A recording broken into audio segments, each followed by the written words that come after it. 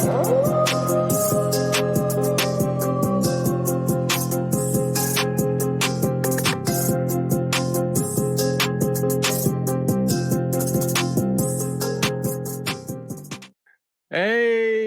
what is up, guys? 31. We're back. Shoot Up Podcast, episode 31. 31. Yep. Shoot Up Podcast. Back with loads more information, loads more what do you call it? Basically getting down to the nitty-gritty of being what's happening around the world in terms of sneakers. It's crazy out here. Definitely crazy out here. Another week. Another crazy week. Yeah, another week of shoes on the shelf, man. Shoes on the shelf. 14s on the shelf. Another one. 13s on the shelf. I mean, they coming out and they there. Did the French Blues come out in the US? Yeah, they came out Friday. Another one. They sat, yeah. So, yeah. Yeah, they're gonna sit here for us. Yo, bro, like the French Blues, the French Blue to me is another. If you look at the colors and the color mix, it reminds me of a Flint color blocking, like with all the colors that they use. That blue is different from, but trust me, it's not the Flint, bro. It's not the Flint. But no. What do you think? What's your opinion? I touched the pair. It's not the Flint, bro. Oh no! I'm talking about like how they use the same colors I use on the Flint, but obviously the Flint's a bit of a lighter blue than the actual French Blue. But the pair I saw wasn't the best. It was a size 12. It wasn't the best quality wise, so I'm just gonna hold my judgment there and see. Okay. You know what your pair look like, or other people when they start getting pairs or whatever. But I'm gonna try and get mine. Well, our release is on Monday, which probably is already out by now by the time we air this. But we're recording this on Sunday, so in between we got the release of the French Blues. It's gonna be quite interesting. I like it. I like it a lot, to be honest. I like the color blocking, the way they did it. Yeah, it's dope. Very nicely executed. Yeah, it's isn't it after the French Blue 7? Or based on the French Blue 7? I don't think so. French Blue 7 colors, the colorway is a little different. It's got still got the French Blue, but it ain't got the red and gray like that, like the 13. Okay, cool. I thought there was this whole thing about using different colorways. So like Jordan Brand's doing this a lot recently, and they've been doing a lot. They've been doing this a lot for years and years and years. But when when we're talking about the French Blue, they're talking about we're using some colorways of different sneakers. When you talk about creating a range, the stealth range is a thing now. We had the cool gray range. The cool grey ranges was a thing. Obviously, you got the cool grey 3s, 4s. You got all the cool grey 11s. You got wasn't the 7s as well? Cool grey 7s. So okay. So let's do this. Let's do this right quick. Non-OG color packs like that. Cool grey. What's another one? Like Shattered Backboard, Starfish. Shattered Backboard, Starfish. Yeah. Court Purple. Yep, Court Purple is another thing. Royal Toe. But, not UNC. UNC. UNC. UNC is definitely. But remember, wasn't there OG UNC? Yeah. But I'm saying outside of the OGs. Because we got UNC 4s, we got UNC 6s. You know what I'm saying? We got. Yeah. No, I get what you mean. Yeah, so the UNC, we're gonna get UNC 5s next year. Yo, bro, UNC 5s. I'm putting Cool Grey at the top of that pack. Oh, that's a shout. That's a discussion, bro. That is definitely a discussion. I think Cool Grey, because we got Cool Grey 11s, the Cool Grey 4s, Cool Grey 3s. All of them are dope. All of them are dope. Cool Grey, and there's some Cool Grey LeBron somewhere. Yeah. But there's more Cool Grey. I think there's other Cool Greys out there that do in different silhouettes. But those are the three most popular: 11s, 3s, and 4s. So what three? Well, obviously Shattered Backboard 1. But Yo, then but you hold on, hold on. So this is getting a bit interesting here, bro. So because you just put the cool grays over the Shatter Battles, and you put the cool grays over the no, I'm UNC talking about pack. that colorway. No, I'm talking about that colorway. Now, see, Okay. the UNC for me is just a 4. Like, what? I mean, the fours and the UNC ones, the 6, fours and the ones. UNC 1, I 1, don't, I 4, and don't, 6. I don't put that much That's stock still in the UNC. sixes. I Yeah, don't bro, put that there's much still stock in the you. sixes. Okay, cool. Okay, cool. What if the this is getting really good. This what if the Yeah. now UNC 5s? If those UNC 5s come out like the Raging Now Bull, that'll be different. That'll be totally different. That'll flip the script because I'm not. We're not gonna do it unless we know that's what it is. You know what I'm saying? So okay, so you could kind of saying say Bluebird, but Bluebird don't fall in that UNC category. That's a one okay. off. So You know what I mean? what you're So really saying is if a all the UNC sneakers that 5, release. bro, suede like the Raging Bull UNC 5, if that happened, that would catapult UNC probably up into that number 1 spot for me because we talking about a 5. That's the main reason because we talking about a 5. But isn't there a grey variation of a Jordan 5, but it's not cool grey 5, Yeah, is it? I don't know. I don't think so. I don't think so. Wolf Gray. Wolf grey. It's called Wolf grey rather than cool grey. So look, that is But cool gray. You know what? Cool Gray is 11s, Let's 11s, 3s, and 4s. That's the top 3 for Cool Gray. Bro, you've given us a subject matter that we need to kind of elaborate on in a future live or on a future podcast, because basically the way I look at it is you can't just have this discussion over like 2 minutes because it's a bigger discussion. So you know what? You know what? Let's do the research and let's do the research and come back to this either next week or the week after, and call it the color codes, the non OG color codes, what the rankings are, and then what we need to kind of do in terms of what we think on our What list, and then counts we and see what what doesn't. what counts and what doesn't, and what our best ones are. Because basically, from that perspective, like anybody that's listened to the podcast can have their own little agreement of we what their already list know. is. We're gonna have listen to comments. Like put y'all list out on IG, hit us with y'all list or whatever, and we'll take that into consideration too when we put it together. Let us know what colorways, what color codes do you want to on that list, because the stealth color code is a new one, because the stealth 12 and stealth 1 is the only color code in that, but they're still dope. I think they're still dope. No, stealth 5. The stealth 5s, but there's 2 versions of the stealth 5. Yeah, you know but there's no gray in that stealth 5 except for the midsole. Yeah, that counts. It's called stealth. It's called stealth, so it counts. It's called stealth. Does it though? It does, bro. That's a tricky. I didn't even resonate to that because I'm looking for white and gray. That's the first stealth Jordan. That's the first Jordan that was called stealth, right? The stealth 5. I know it was, and the stealth 2.0 is the second variation. Exactly. I know. You know what? Let's do this on a. Technically, is 4 shoes. The stealth category will get 4 shoes. Yeah. We need to do that. We need to take this away. We'll do it. We'll do it later.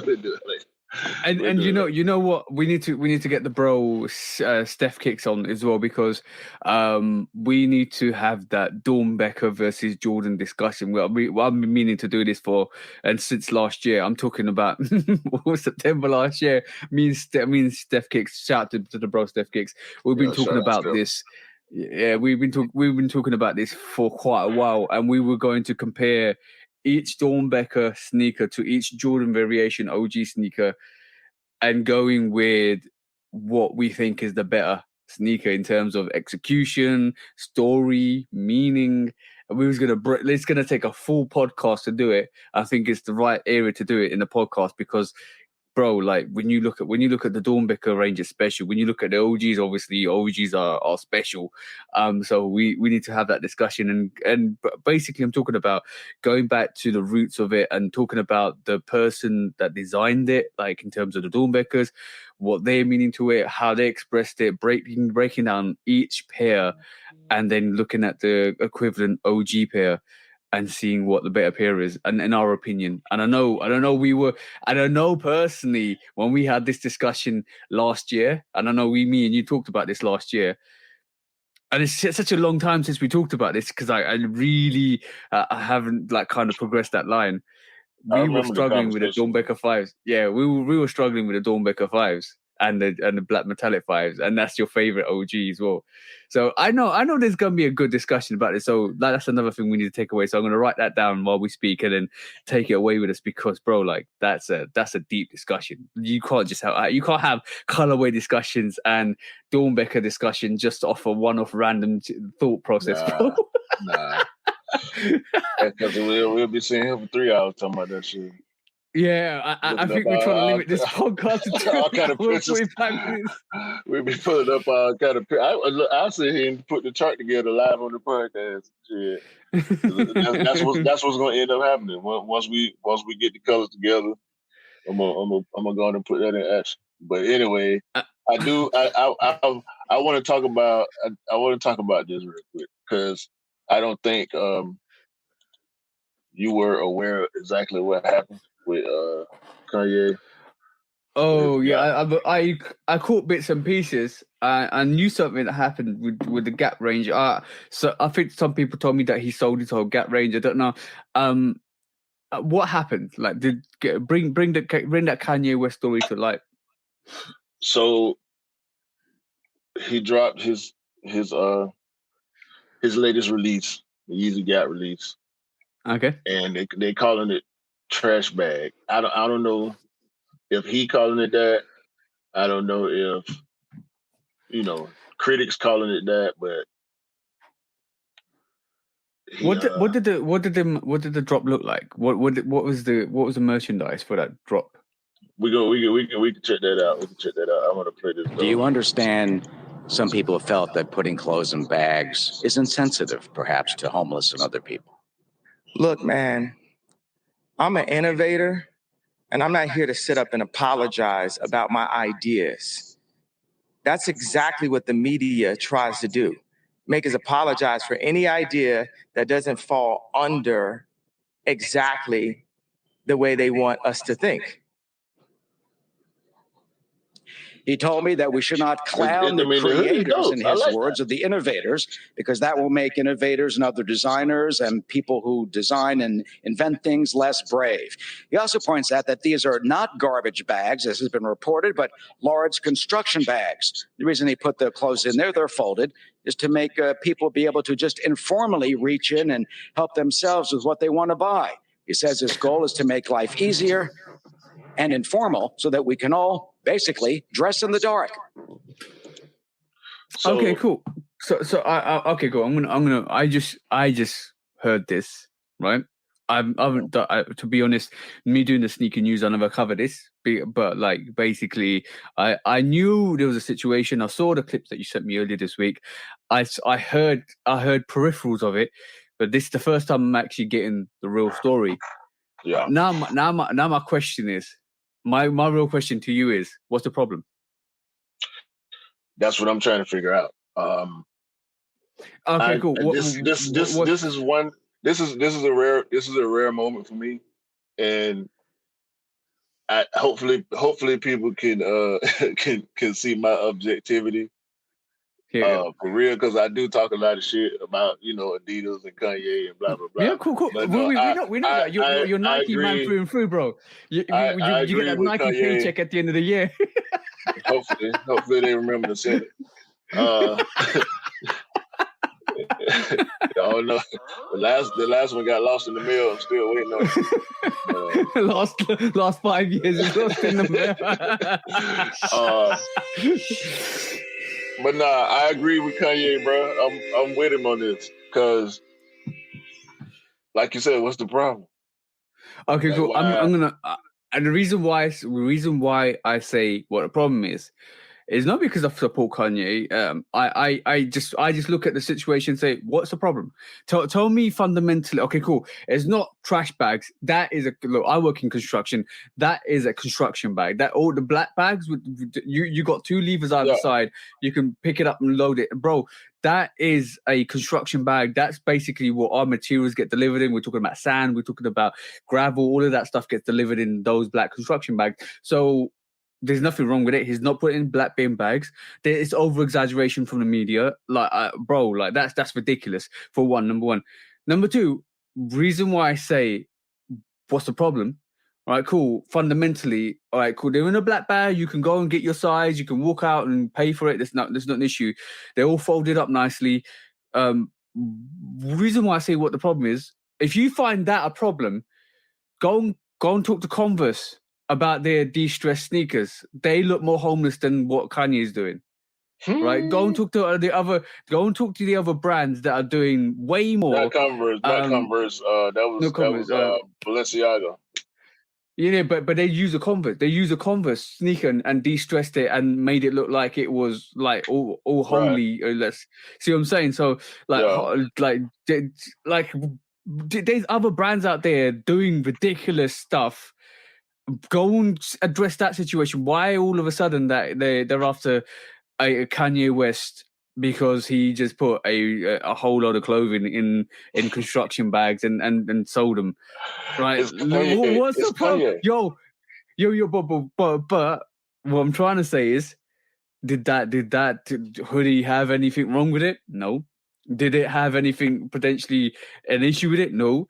Was it full of holes? Did it look like homeless people clothes? And by the way, homeless people and homeless clothing or people that wear clothing that are homeless, they don't do it because it's a necessity. They do it out of necessity, not because there's a fashion statement. And then you have brands like Balenciaga do their Converse sneaker, and it's almost ridiculing that whole homeless approach, because basically people that are homeless are suffering, right? So I don't understand what the problem is, bro. I don't understand how that made a story, and none of the higher brands are making headlines.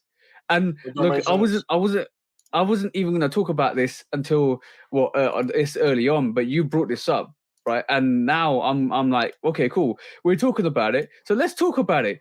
Like, what kind of bullshit is this? What kind of bullshit is this Balenciaga? Like, tell me. Bro, this Balenciaga shoelace earrings that they're selling you for $250, £195, and it is basically shoelaces encased in a latch that you could actually put in your ears. What's the difference between this, right, and this, bro? There's no difference between the set of $5.99 earrings.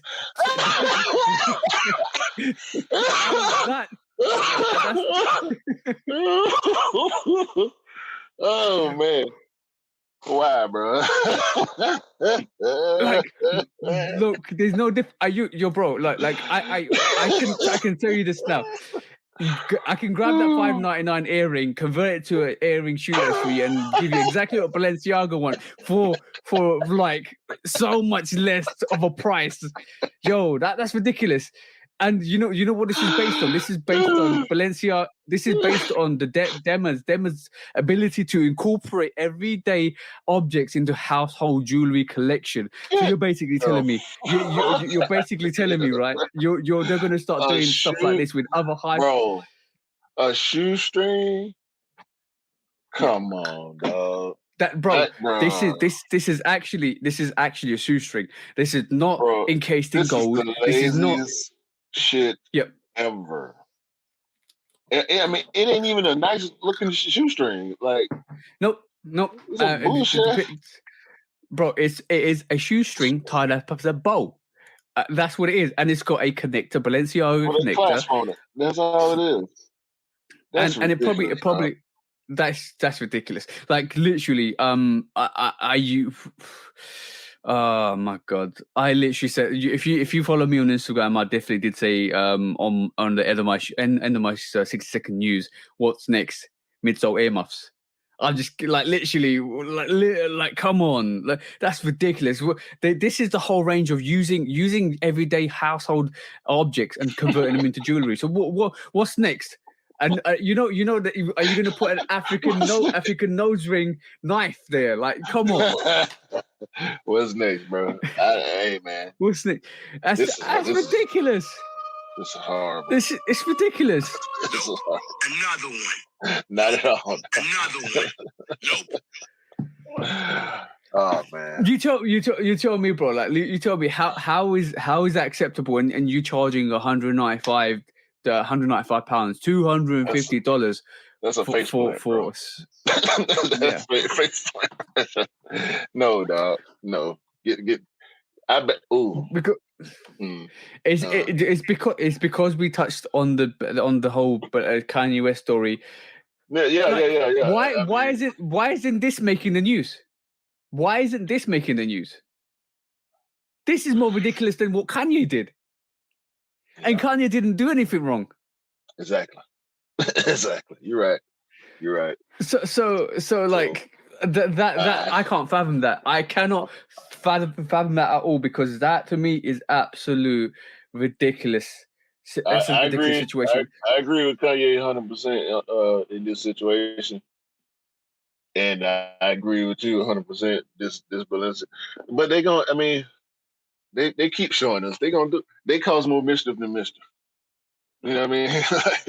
And they get away with it. They constantly get away with it. So basically, I always say on my videos, you push barriers, push boundaries, and keep that positive movement.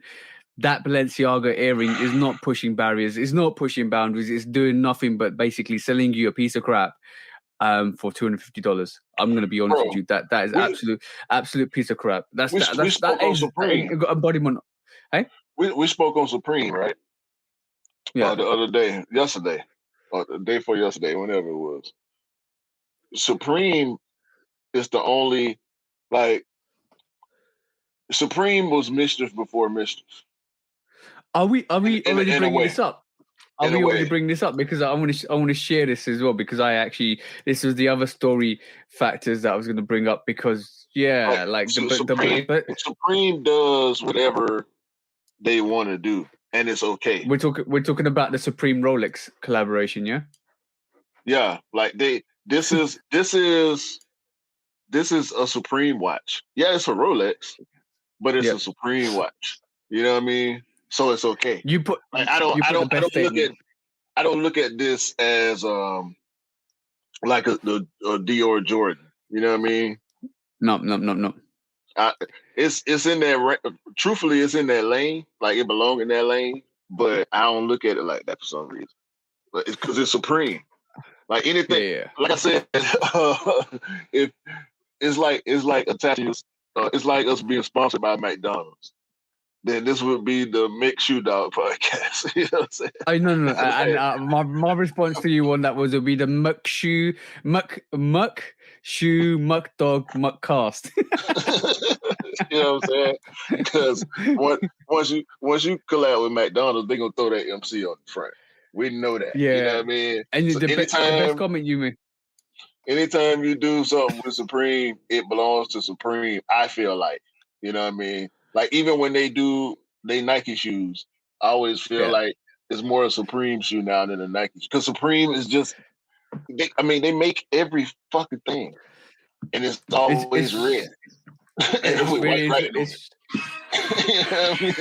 And they get away with it, bro. People love it, and I didn't understand it at first, but I've came to terms with it. It's like, it's just Supreme, bro. This is what they do.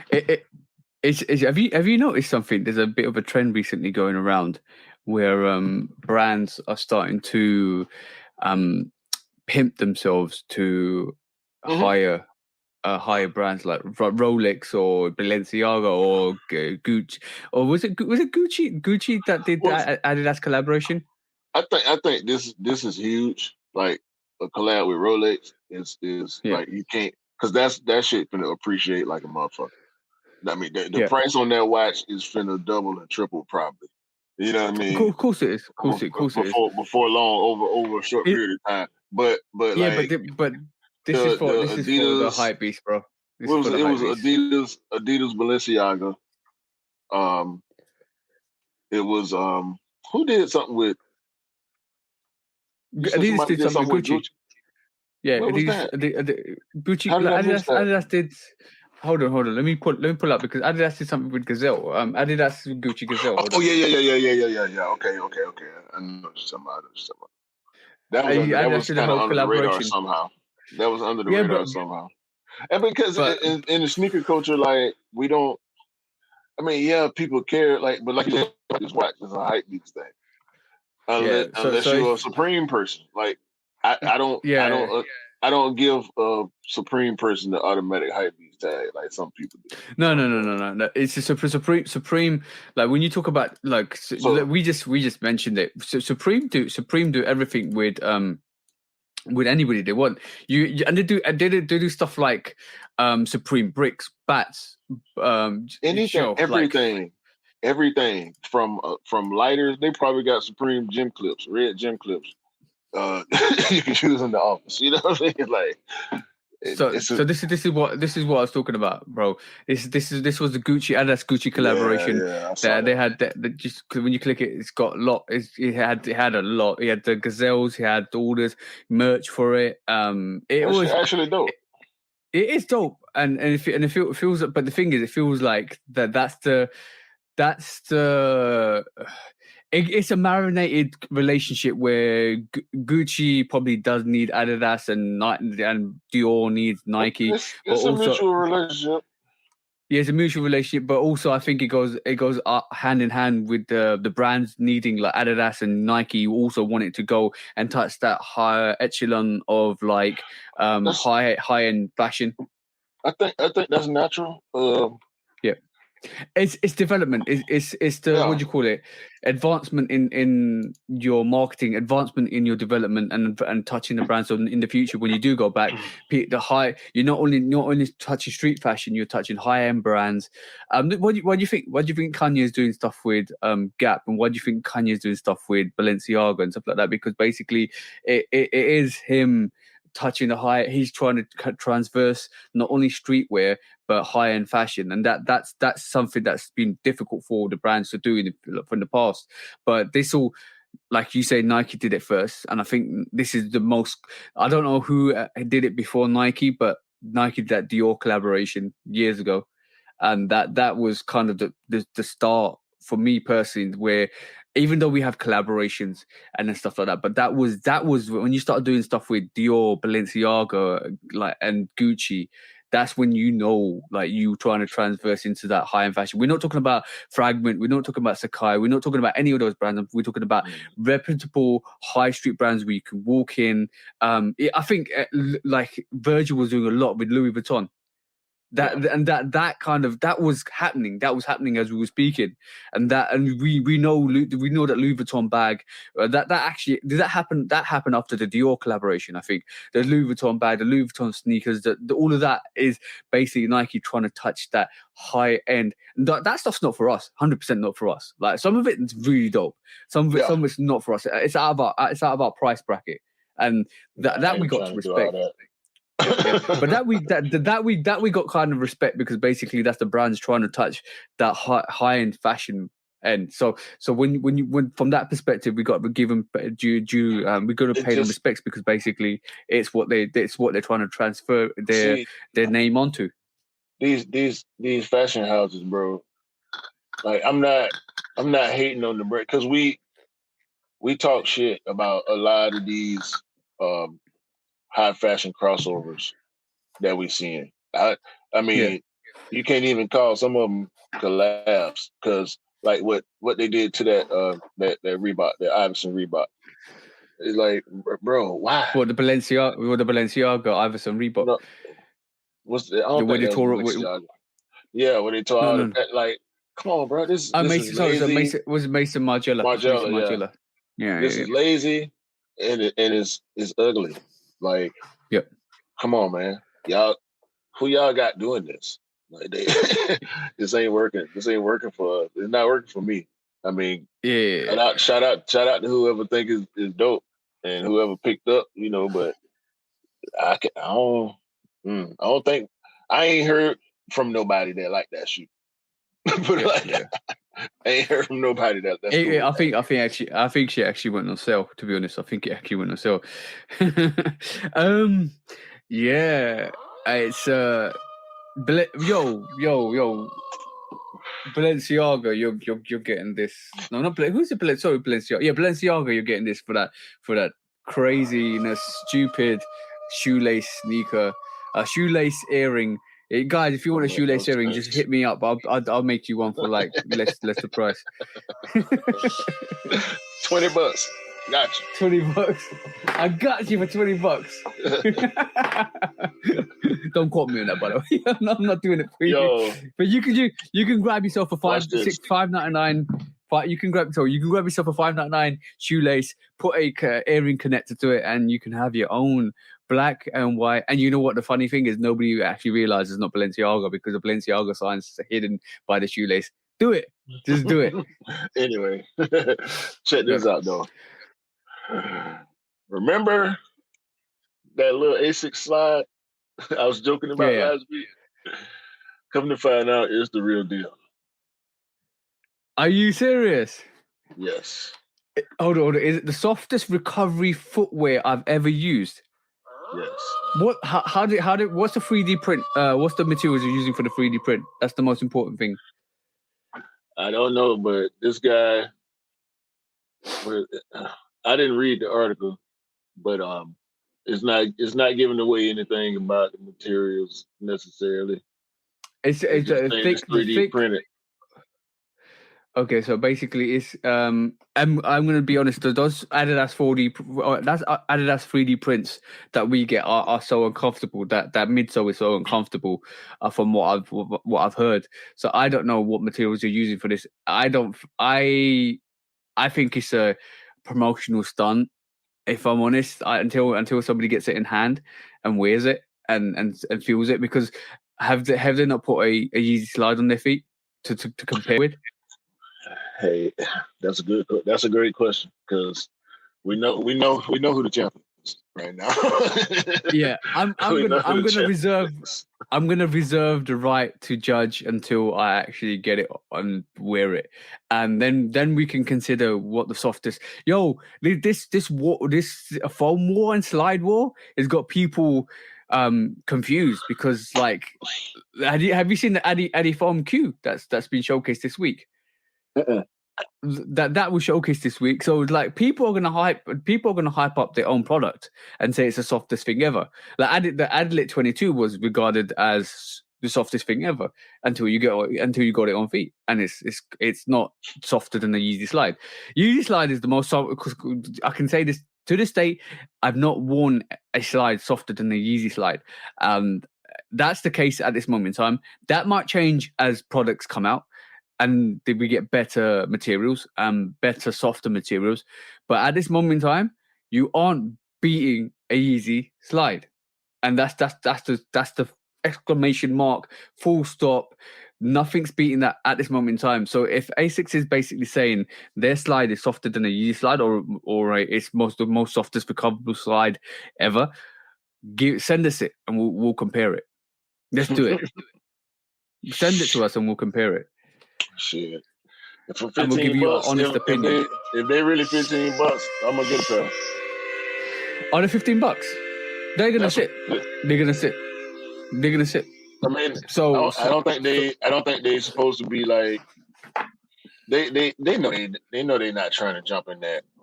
They're not jumping into it like that. I don't think they're not. Okay, so I don't think they look to compete, because you really can't. You know what I'm saying? I think they're just trying to get in the game. They just want to be in the game, and it makes sense. So what they're basically saying is, what they're basically saying. This is what it is. I can give you the scenario. This is the most recoverable footwear slide ever, and then you go to the little red writing on the terms and conditions saying, "Okay, this is not softer than a Yeezy Slide, but it's softer than any other slide you can ever get." Pretty much, that's what the situation is. I think if you're talking about pigeonholing. They probably say this is the most comfortable recovery slide. Means they don't regard the Yeezy slide as a recovery slide. That's the caveat, because basically, if you regard the Yeezy slide as a injury recovery slide, or a slide that you can actually basically recover from a sports injury, then that's not the right one you're choosing. So it could just basically be the wording is literally the key to this at the moment. That that's recovery. That's how people talk about the slide. Like is that comfortable where it could be considered that. But it really don't matter. It really don't matter, because no matter how comfortable this Ace slide is, it's not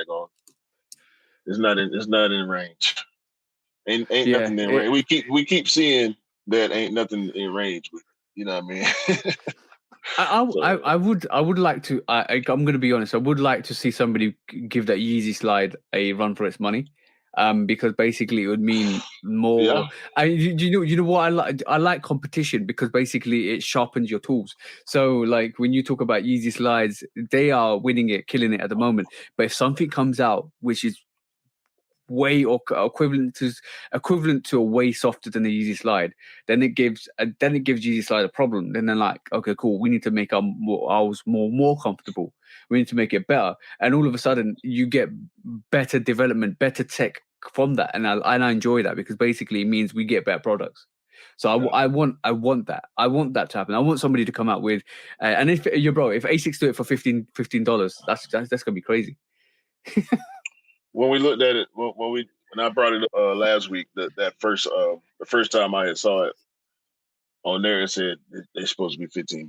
So okay, but before we carry on, we missed the whole chunk for the start, because we went in too raw or quick, bro. Because what we're supposed to do is the pickups for last week. Oh yeah. Yeah. Because I ain't got none.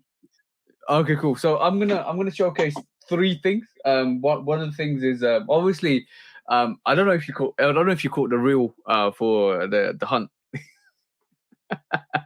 on my Instagram. No, I didn't. I'll let you check it out in your own time. But I had to bring the shotgun out, for the toy shotgun out for the taxis as well. So those taxis you see back there. So that was a reel I did for today, which is quite interesting. I had one package come this week. This is E's pickup, because obviously E asks me to pick up some sneakers for him from time to time. And yeah, I managed to pick up. Bang! I knew it. The UNC Jordan 1 Low. It's dope. It's a very dope sneaker, actually. Very dope, very soft. It is. What's it with these Jordan 1s and being so damn soft and comfortable? Because even the quality on these is crazy. Like this has got some tumbled leather. It's not as soft as the neutral grey 1 Lows, but it is definitely a very, very comfortable soft sneaker. Definitely nice sneaker for E. What do you reckon, bro? That shit hard as fuck. That's that blue bottle. Reviews coming soon. Trust me, guys. There's a couple of it. I got 3 reviews to do and more. If you get what I mean. I'm just busy with reviews and reviews. People say I always coming out with content, but it's unfortunately I'm picking up too much sneakers, bro. So this is. They don't sell out. No, they sold it on the app, but they're also sitting on in store, and that's that. But one thing, we'll come to that. There's a subject that we're going to discuss. We'll come to that. But the second pickup was for me. This came out on Sneakers Day, and obviously I didn't cop, but I still had to. This actually comes out on the 25th which is 4 days time for us, but this comes out in October for you guys. And I know you don't particularly like this sneaker. But I don't think I showcased this last week. But the Purple Canyons, bro. The Purple Canyons. Look at the quality on that. It's dope. It's hairy, bro. And when we talk about softness, it's have you ever felt a towel? You know your towel. You know your towel you kind of wipe your wet skin with, right? It's like that. It's that soft, bro. It is literally towely. Like it is dope. Even I think the lime green is dope on this as well, and obviously the bottom. But this reminds me about similar to the sea foams that we're gonna get as well. The Jordan 4 sea foams. That's going to be the same limey green color we're gonna get on the sea foams potentially. It's a dope sneaker, definitely dope sneaker. I like it. Look at that. It's got little Superman quiff at the top. It's got a little Superman quiff at the top. It's a dope sneaker. It's a dope sneaker. Yeah. It looks good quality, but I just don't like the colorway. I get that, but I'm gonna the review will come out this Thursday for this. I'm definitely gonna push out the review for this and discuss with what is the best hairy sneaker we've got, because I did pick up. I've got the British Khaki 6s. I've got the British Khaki 6s. I've got the Jordan 4 UNCs. I've got the purple Canyon purples. So there's going to be interesting conversations about alternate great Raging Bull. alternate great Raging Bull. I've got that too. So it's like we've got 4 sneakers with that furry. Oh, Bluebirds as well. Bluebirds has got that furry suede really? on it. But like it's the Bluebirds is dope. I thought the Bluebirds was in the book. Nah, the Bluebirds. The Bluebird is. Shall I pull out the Bluebirds? Yeah. Okay, cool. Because the Bluebirds is a dope sneaker. Yeah, there you go.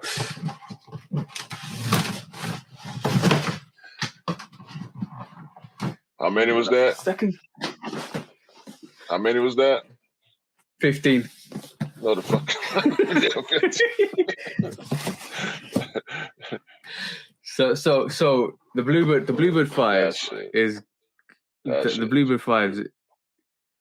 The Bluebird 5s has got this like it's not like proper. Oh, bro, look! You could look at that. So it's so dope. This sneaker is so dope. I need to get this on feet. One, I actually had it on feet for just a little thing, but like a reel. But like I need to get this on feet properly. But like I don't know why people were hating on that silver on this. Yeah, that's so dope. That's so dope. So, but basically, yeah, this is suede. This is definitely suede as well. Like, is not as hairy, but this is another sneaker that you can regard as having that hairy suede on it. But yeah, that Bluebird 5 is a dope sneaker, bro. Dope sneaker. Yeah, we always get that hairy suede on 5s. Yeah, but the last thing I picked up was a recommendation from the sis Jenny. If you know him from our podcast, she was on the podcast weeks ago, and then she recommended this Phillips cleaner. And if you basically you're not seen this before. Mm-mm. This will save you. I'm gonna. Well, somebody's asked me to do the review for this as well, because basically they're like, "Can you do a review for your channel?" Because I want to see how it performs. But this has got like 3 separate heads, and what it does. This is a bristle head. It's got a sponge and it's got a mesh head, and what it does is this. Oh my! So if you have a sneaker. You dip it in the cleaning materials, and then obviously this is dirty. What you can do is this. Yeah. And it's supposed to. Jenny because it's got nothing on it at the moment. Jenny reckons that she cleans her sneakers with this, and it's way quicker than doing it by hand. So I'm like, all right, cool. I'm all down for getting quicker cleans, because obviously you want to be more effective. So if this is going to be more effective, I'm definitely down for it. But yeah. I'm going to try and use this to clean a couple of sneakers in the meantime, and then see how it goes. Jenny's waiting for my response about how good it is. I'm going to try and do this. Obviously, I'm trying to work out what the best bristles are, brush are. Obviously, the midsole and the sole is going to be this bristle brush, and you got three different other items. But it's going to be interesting. It's going to be interesting to see how effective it is. She raves about it, so I thought I would try and get this. It's only £30, which is probably like $45 for you guys.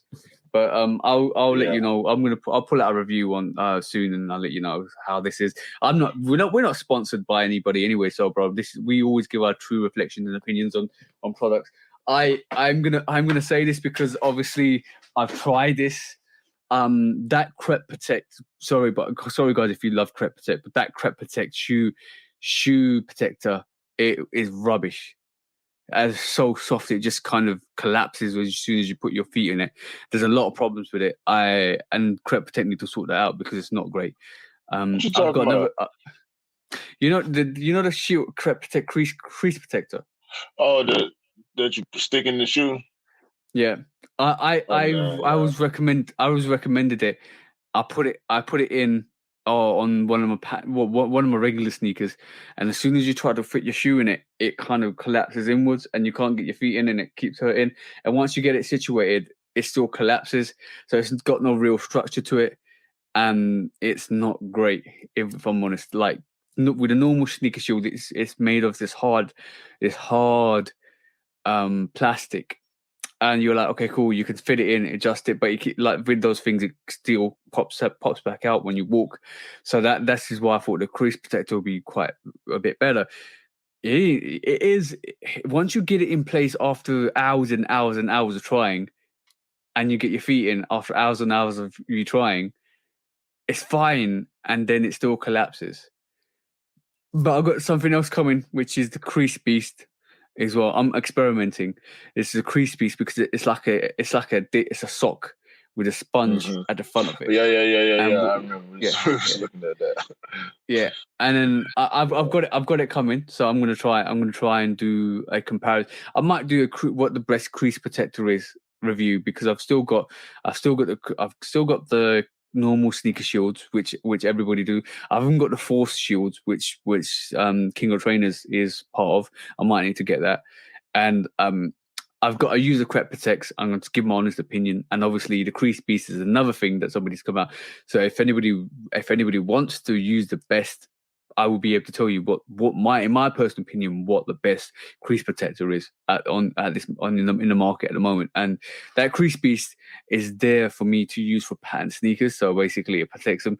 But I want to see how it performs in normal leather sneakers, in pattern leather sneakers, and in the other silhouettes. So it will give you an idea of how it creases and stuff like that. So I'll give you my thoughts on that once I get in. But other than that, yeah, just that's accessories that you guys need sometimes to actually enhance your sneaker collection and maintain it to where it is. Because me and Q always clean the soles of our sneakers to keep them fresh. Yeah, that's why I'm interested in that brush. Because I'm going to use the main thing most of the time for me. I don't mind cleaning uppers, especially with. I would never clean uppers with that machine. No, sir. Because imagine you get something on one of your light colored suede shoes, and you get something, you get a black stain on that purple. You're not on that 4. You're not using that brush on them uppers, bro. No, they've got. You're gonna bleed. You're gonna bleed that motherfucker gray. It's gonna be gray by the time you take that brush off.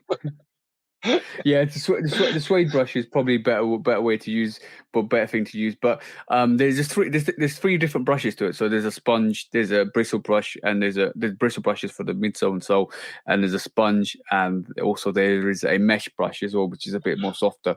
So, you can vary. I don't think you want that much action on suede, that. You know what I'm saying? Yeah, you can probably use it on your leather sneaker because you can probably dry clean it. You know what I mean? Brass brush, suede eraser, like you said. So, yeah, you have to be careful and be picky with that. Like I put it on all the other shoe, with a soft brush, but nah.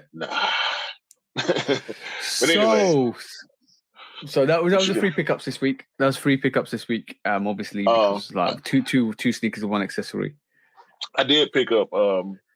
I picked up 2 shoes, but neither one of them are mine. So it's the Ginger 14s that I got for Black. Shout out to Black. And like I was saying, the French Blue 13s I got for Trip. So I got Trip his shoes. No, actually they did come out yesterday, Saturday. No. Yeah. It came out Friday. It came out Friday. Another one. He came and got them. He came and got them from me. And they actually the raffle actually filled up, but I got waitlisted. This is I think this is maybe my second waitlist W on the Flex app. You get waitlisted, and then there's a second drawing. What sneaker was this? The 13s. Okay, cool. If when people don't confirm on time, the shoes get re-raffled to the people that didn't win the first time. The problem is people are going for the 13 like it's a hype sneaker, and then all of a sudden when they realize there's no resale on it, they pull out and don't pick it up, and then you just pick up the pairs that they didn't pick up, and then that's always going to be the case. So you might get on the reserve list, but you definitely end up copying, especially 13s. But there's no hype on 13s, bro. But people hype. But people like them though. I mean, people here wear 13s. I'm a testament to that because I see a lot of Black and Royals and Lucky Greens, Starfish, like everything. And I'm a testament to that. I always pick up the 13s that I want. Yeah, but the French Blue. And another thing about the fact that shoes are sitting now, big sizes are still hard to get selling out too. Yeah. 14, like 14, you still having a hard time wearing 13. It's a little easier than 15, but you're having a hard time with 13 still. So okay, so I hope I do cop it on Monday, because I definitely a dope sneaker. I think it's gonna sit a bit, but I hope I end up copying it. Otherwise, I just got to the shop and cop it because it'd be easy enough to cop. Go on. What's the next subject, bro? Check your girl out. Your ex-girlfriend. Oh, Nike's ex-girlfriend has gone to Allbirds. I remember you sending me this during the week, and it was interesting because she's gone from. Go ahead. She's gone from Nike to Allbirds. What is Allbirds, bro? Give us an example of what Allbirds is, because we don't have Allbirds in the UK. First of all, she changed her name to Freeman. I guess that's her. Yeah, I guess that's her maiden name. So she had a ducking and dodging. You know what I'm talking about? But she went to Allbirds, like you said, and Allbirds compared to Nike is nobody. Like, I mean, this like a I don't know what to call this. She's gonna tell she's gonna tell Allbirds. She's gonna tell Allbirds. Oh, this is like Skechers. But these shoes are expensive as hell, and I don't know why. So, do any of you guys own an Allbirds shoe? Let us know. $160 for this. Why? I mean, it must be great technology. If they got them on there for that price, they probably selling them. So. Yo, bro, doesn't that look like doesn't that grey variation in that picture look like a turtle dove? Mm-hmm. Yo, this is Skechers. This is Skechers to me, bro. This is like an expensive version of Skechers, if I'm honest. Pretty much. Pretty much. Remember that time years ago when Skechers started producing Skechers, but in Yeezy colorways? Yeah. That was funny. That was really funny. They got you covered. I mean, $155. Like, hey, shout out to whoever rocking Allbirds, I guess. But yeah, bro. Well, somebody must be buying this stuff because it's still selling. Have you okay? Honestly, guys, if anybody owns an Allbirds sneaker, please give us a DM or give us a DM on Instagram, or leave your comment in this video, and let us know if you actually do own a pair of Allbirds, because we're interested to see not why, but we're interested to see how the quality is like. Like, Yeah. we always talk about Nike, Adidas, Puma, Reebok, but all of that stuff. But Allbirds might be the next big thing, bro. I say that while I'm biting my tongue. Oh no. I'm looking. I ain't seeing nothing that's look, they got they got you covered, Doc. They got you covered. You didn't. Oh no. I don't know how many pairs of these girls sewing gonna be able to. That's a total dove mid. Mm-hmm. They got you covered, bro. All birds, man. Yeah. They got you covered. All right. Let's get rid of that Allbirds. We're promoting Allbirds too much. But yeah, guys, let us know if you own if you own Allbirds, and let us know if you kind of rock with Allbirds. Oh, it's intriguing. Like, I just want to. Maybe it's the next big thing. Anne Herbert or Anne Freeman, basically Freer Man. Anne Freeman or a Freer woman, basically is going to potentially kind of tell them all Nike secrets. That's pretty much what she's there for. To do business this way, do that way. Kind of, it's progression. I think Allbirds is looking for progression, and the easiest thing to do is pick up an ex-Nike employee. She's on the board of directors, whatever the fuck that. Yeah, she's gonna tell Allbirds all of Nike's little secrets. Oh, yeah. So. So watch out for Allbirds. In 10 years' time, they might be rivaling Nike. And we're talking about we've literally taken a pee, like taking the mic, but obviously it might be a big thing in the future. So watch out for them. Next up is something that I really want to. It's interesting. This one really to me was like an eye opener, because did you know last week and the week before, there was restocks, bro. Mm-hmm. Because and if anybody doesn't know this website, yes, they restocked the Air Jordan 5 off-white, canary yellow, three weeks ago. Yeah, canary yellow is that Virgil's official website? Yeah. Yeah, so if you don't know Canary Yellow, make sure you are updated with Canary Yellow, because they dropped the off-white 5s. They dropped the off-white 4s last week. And we had loads of restocks recently with Yeezy brand, with 350, 700 slide slippers and all of that stuff. Now, bro, it feels to me like things don't sell out, bro. Things do not sell out. And we always think, and this is the prime example. This is the prime example. Every time we see that sellout on Nike and sneakers, that we always like, yeah, we're sold out, move on. But they always like, there's a trend of always restocking, and no near full time. Like, I can tell you, last fall, obviously I got EA after EA after EA after EA. I probably got like 5 or 6 EAs, and I ended up getting 3 pairs for other people. And then I picked up the UNC one, which I totally missed. I picked up other sneakers. They gave me EA for Raging Bull. They gave me EA for the Aqua Pata. They gave me EAs for the Shimmers, which I got for Sis, and she's a 2.5. Like, imagine trying to get a Shimmer at 2.5, and it probably sold out. So I managed to get it for her. Bro, like full time, and we're approaching that season as we speak, because we're in August.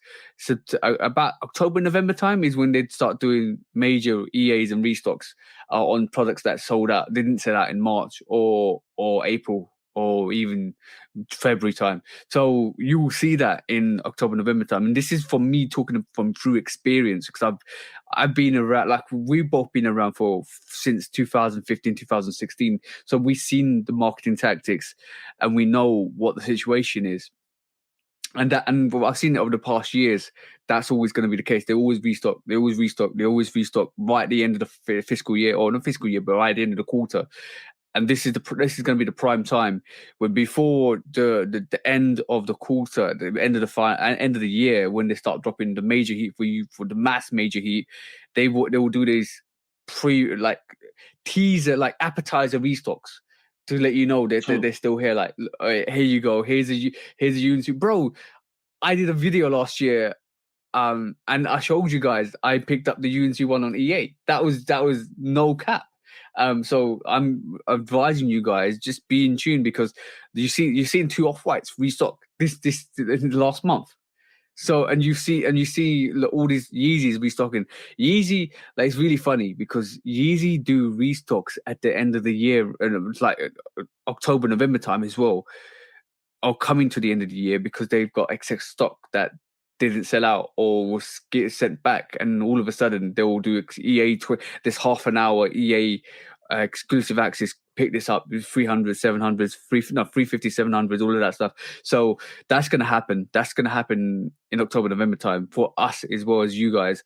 And obviously, you've got all of these other sneakers restocking. So the question is, do sneakers truly sell out, bro?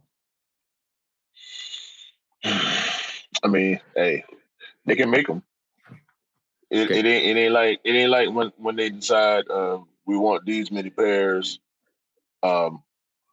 plus whatever defects they get picked out, and hopefully the defects do get picked out. You know what I'm saying? Because we've seen what happens when defects get through, when too many defects get through. But once they produce the number that they want to produce, it ain't like they can't do it again. You know what I'm saying? So this is the Mythbusters. That's the question for Mythbusters today. Do sneakers really sell out? Because I remember, this is not the only time. When did the Space Jams first originally release? And like recently released, 2017. Was it 17? Right. No, let me just put it out. Right. I think 16 or 17. One of them. Yeah, Jordan. I'm just gonna look this up because I just want to get the facts. Because a year after, bro, they restocked them in November, December time, and I managed to hit. And I remember that because I'm just looking this up. I remember that because basically I remember being on the bus and being able to cop my pair because they did a shock. 2016 is when it last came out. 2017 is when they around November, December time. November, December time, that time when they actually dropped them, and I actually managed to cop my pair. And they dropped them a year later. I think it's a year later.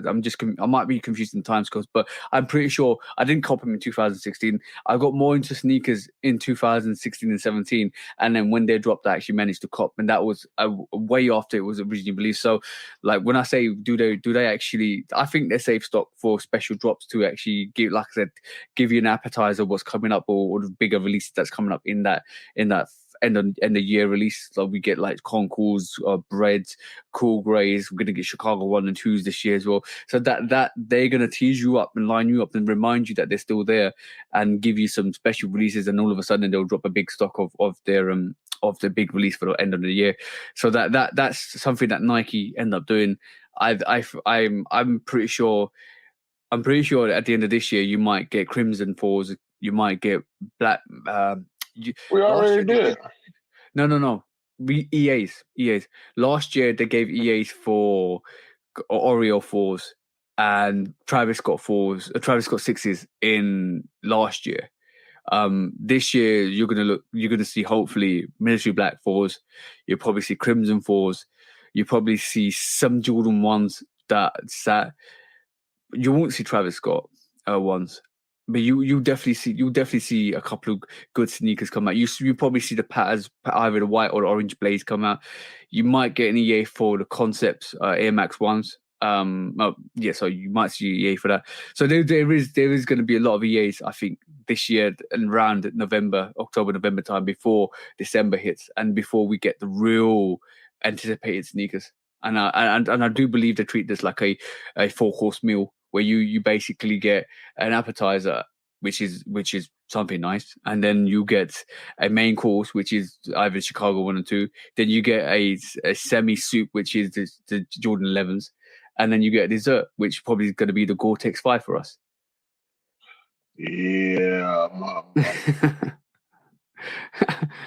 it's too much, bro. There's gonna be more pushbacks. There's gonna be dates gonna be shifted around and all that. Like, ain't no telling what's really gonna happen with the Chicago dates.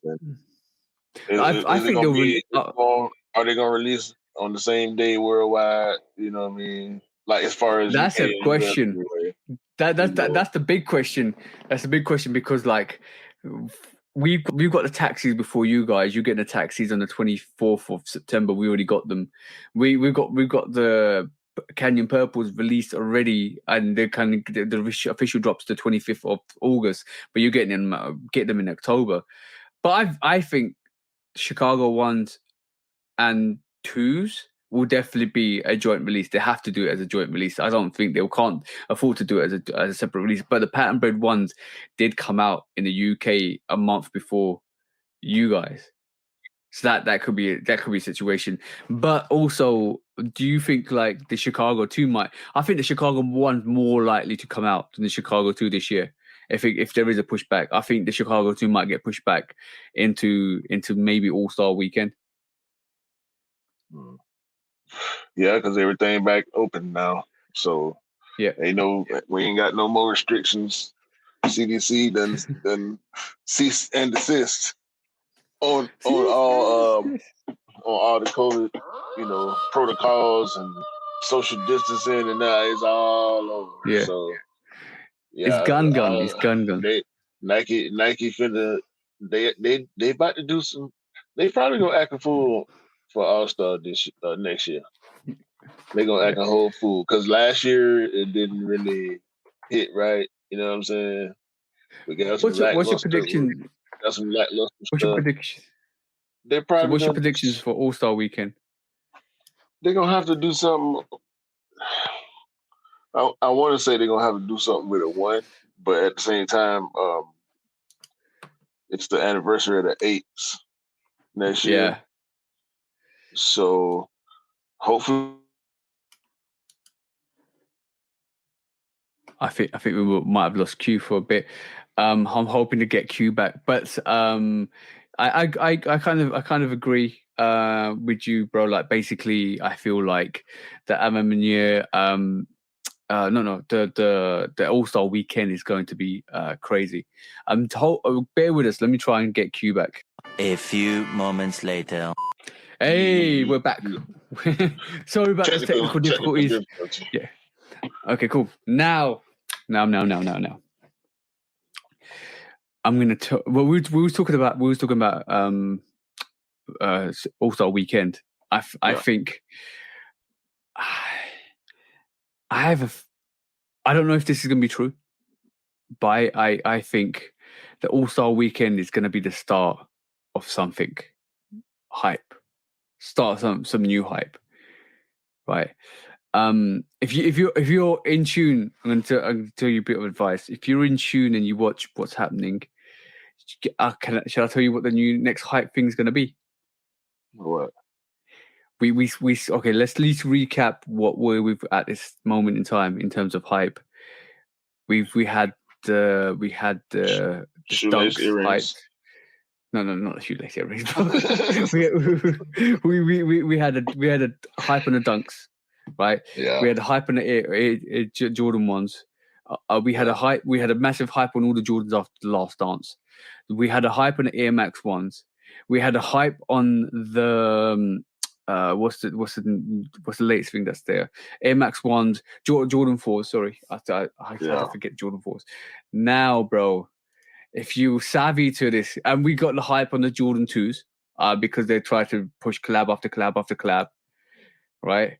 It ain't real though. And yeah, but you want to know, and I do feel next year Jordan 1s are going to be less accessible, like less released than they have ever been, and I think this year is a testament to that because they're not releasing as many pairs of Jordan 1s as we can speak, and not a lot of people are picking up Jordan 1s, so I think they're gonna semi-retire it next year and the year after because the next hype, and I saw this coming, bro. I saw this coming when I saw 4 separate colorways being published months ago.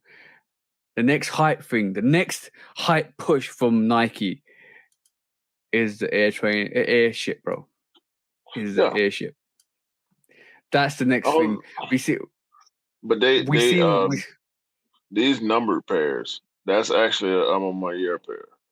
Yeah, I'm just about going to break it down. I don't know if this is gonna release. There's 2,300 of this Amamamnier airship.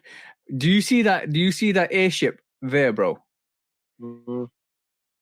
That reminds me of the New Beginnings. Remember the New Beginnings box? Yeah. That reminds me of the New Beginnings. So they're reminding you that the airship is a thing. They're reminding you about the New Beginnings. They're reminding you that this sneaker is definitely a thing. And this is the Amamanier. This is the Amamanier airship, and obviously it's got Amamanier on the tongue. This potentially could be this, and there's 2,300 pairs of this. Yeah, This could ain't potentially release, be. though. I think it will drop in All-Star Weekend, and it'll be a myth. Not this. Nah. They gifted that. You reckon? Yeah. I saw. I can't remember who it was, but I think it might have been James Whitnell. Looking at his pair, but yeah, I don't think this is gonna release. 2,300 pairs, bro. Come on, man. It's special. That, well, we've done it before. They've done it before. Can't do that, bro. There's a special edition Air Jordan 4. 2,300. Yeah. That's impossible, dog. Yeah, there's more pairs of trophy rooms than that. And by the way, we saw the airship silhouette back in 2020 with during the NBA All-Star Weekend. The airship. Yep. So that was exclusive to Chicago, wasn't it, as well? So, but that release actually happened. I don't, bro. Come on, bro. They can't do this, bro. I don't want them to. I don't want them. I want them to give us another colorway and make it a real release, bro. Come on, 2,300 pairs, bro. How, bro? Yeah. So this is. I think this is going to be another All-Star Weekend release this year. Like next year, I mean, not this year. 2023. We're gonna and bro. The reason why as well is 20. Forget the 20. 23. 23. Right. 2,300 pairs. This is. I reckon this is going to be another All-Star Weekend release. And like let me just remind you what happened with the Jordan 2. The Jordan 2 is getting collab after collab after collab after collab. There's not a lot of there's a lot of Jordan 2 fans, but there's not a lot of Jordan people that pick up Jordan 2s outside that circle. Like the airship is not a very well-known thing. We got the New Beginnings, we got the band airship, which I really wanted. And I didn't get, which is fine. Now we've got the Amamanier airship coming out, the royal blue colorway coming out, but also before that, months before that. We've seen the green pair. No. I'm gonna show you exactly what we saw. It's not only the green pair. Let me just try and find it. I think I saw your yellow pair too. There's 4 separate colorways coming out. Yeah. There's a yellow pair, green pair, orange pair, the orange pair, and the blue pair. And that blue pair now is the Amamanier pair. I don't think so. I think we're gonna get a regular blue pair. We're gonna have that on my ears. And it seems like we might get that in fall 2022, but I don't think that's realistic. That was predicted to be this November, December time. I think all of this is going to come out next year. I think the first sneaker to come out will be that Amamanier sneaker, just to amp up the hype on the airship, and then people will end up picking these up. I think the airship is a replacement to the Jordan 1. This is why I think the Jordan 1 is going to semi-retire, and the airship is going to take that wave. That's my personal look at it.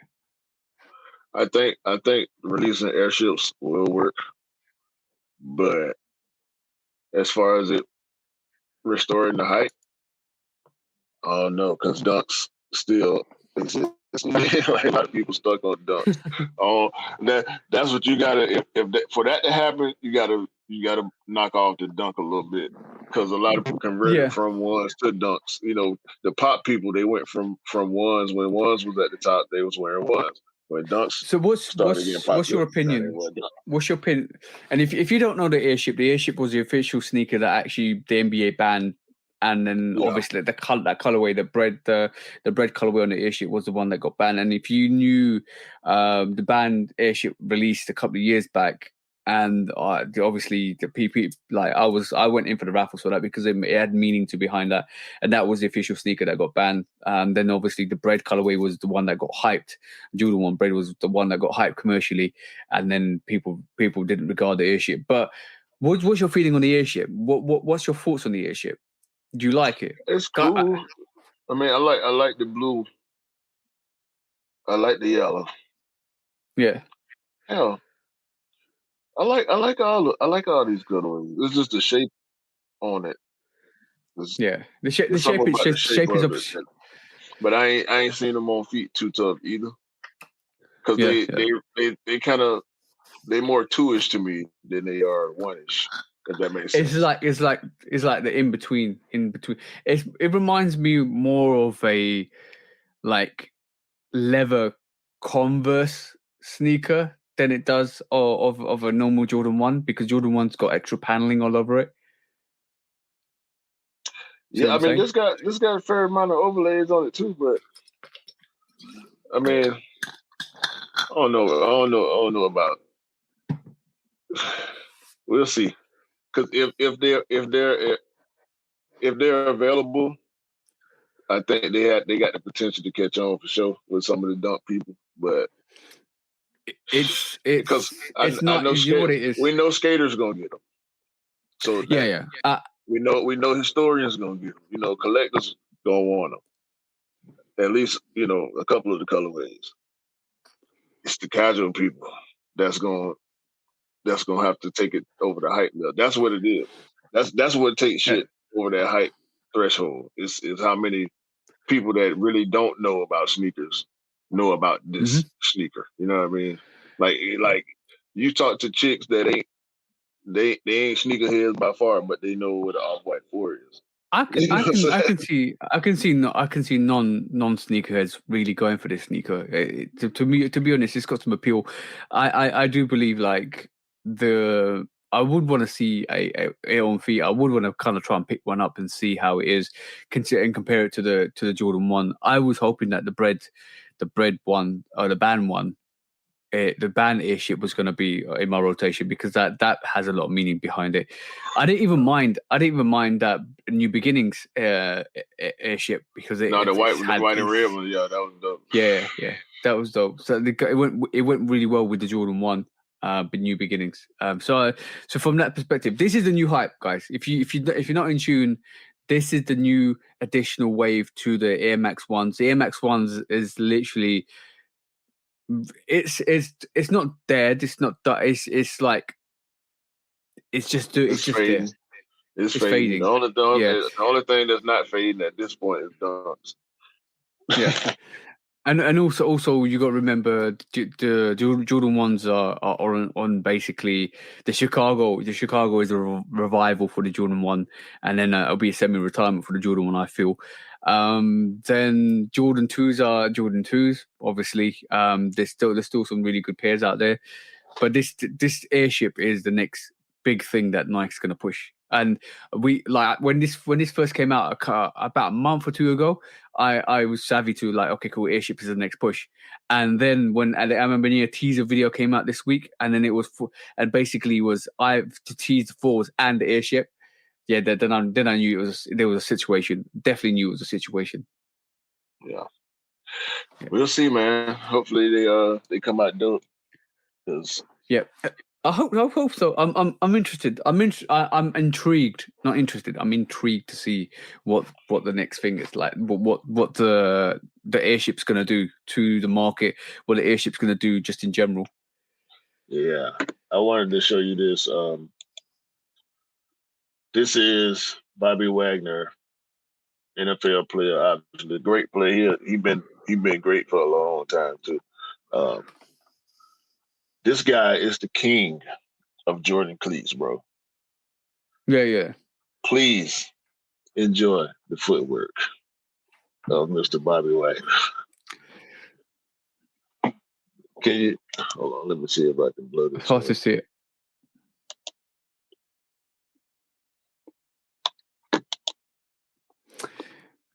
Yeah, it's really hard to see. Where's he going for?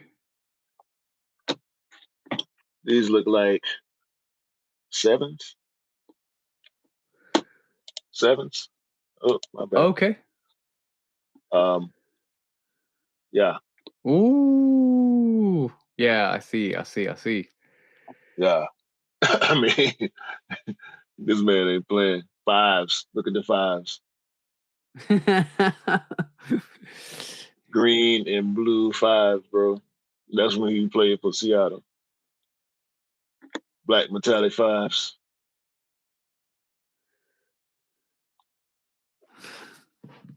Tens, green and blue 10s.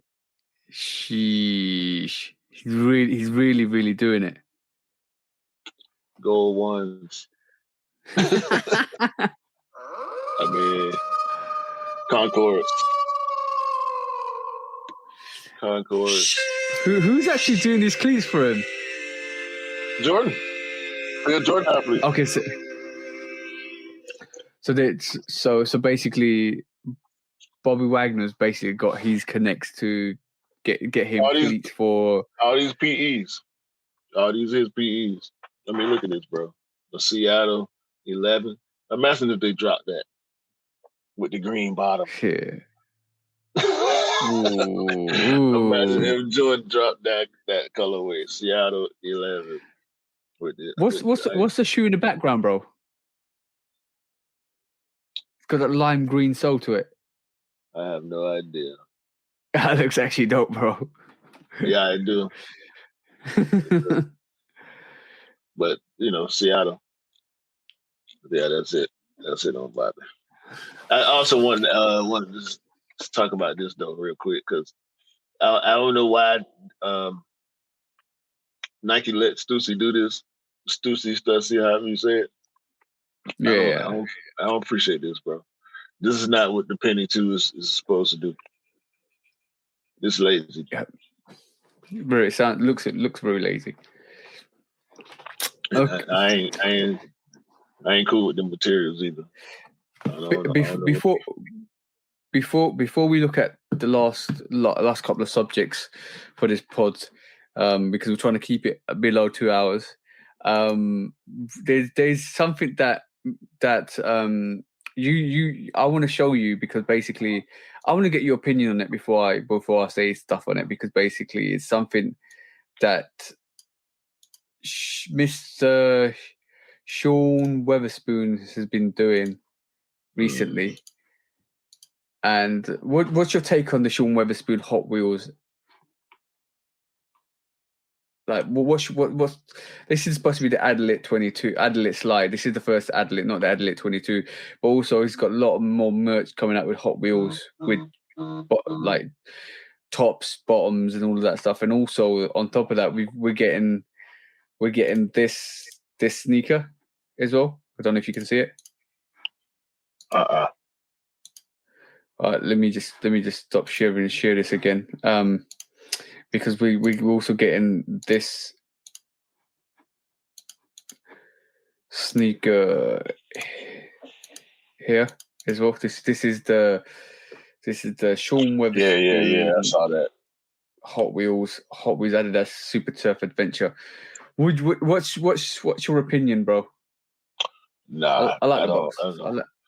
The box hard. The box hard. The slide's cool. The merch is cool, but this right here is not cool. I don't get how that says Hot Wheels. I think he's super attached himself to the Super Turf Adventure quite a bit because isn't this like this? He's done a lot of collaborations with the Super Turf recently as well. I don't know. So I can understand. I can understand what he's doing. He's still got his core.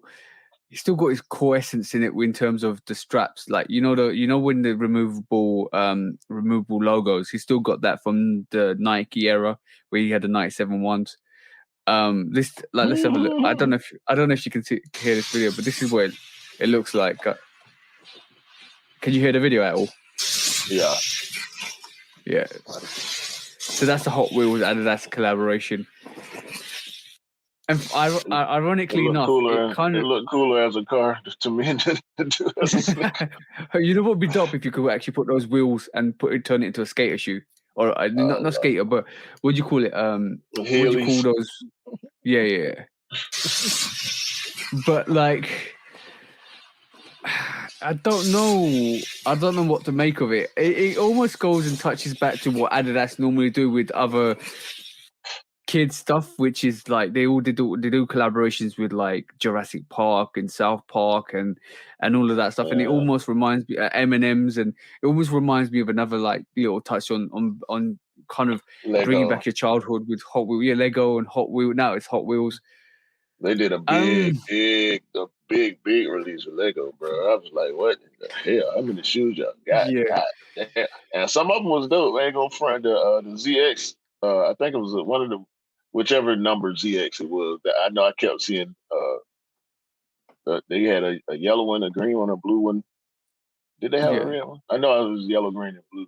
Those weren't bad, but like they went hard that campaign, bro. Everywhere I turned around, I was seeing the damn Lego because Lego is big shit, so you can't really die. It's kind of like how I was saying with Supreme. Like once Lego attached itself to that collaboration with Adidas, now Lego people want it. It ain't about sneaker culture no more, whether we want it or not. People that love Lego gonna get that shit. You know what I'm saying? So, two things out of that. Number one, what's your thoughts on the collaboration? Number two, what's your thoughts on Sean Weatherspoon and how far he's progressed with Adidas? I mean, he doing his thing. I can't say nothing about it. I mean, I don't like most of his stuff because of his. He's so off the wall. Like I don't get most of the stuff he do, but it's working out for him. So shout out to him.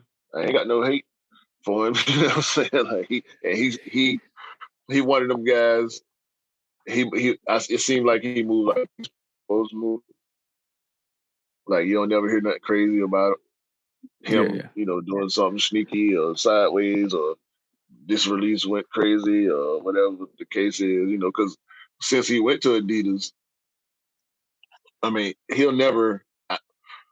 I can't really see him at this point, based on what he's made, everything that he has done with Adidas so far. I can't see him making something that's gonna ever be as coveted as that Air Max is, though.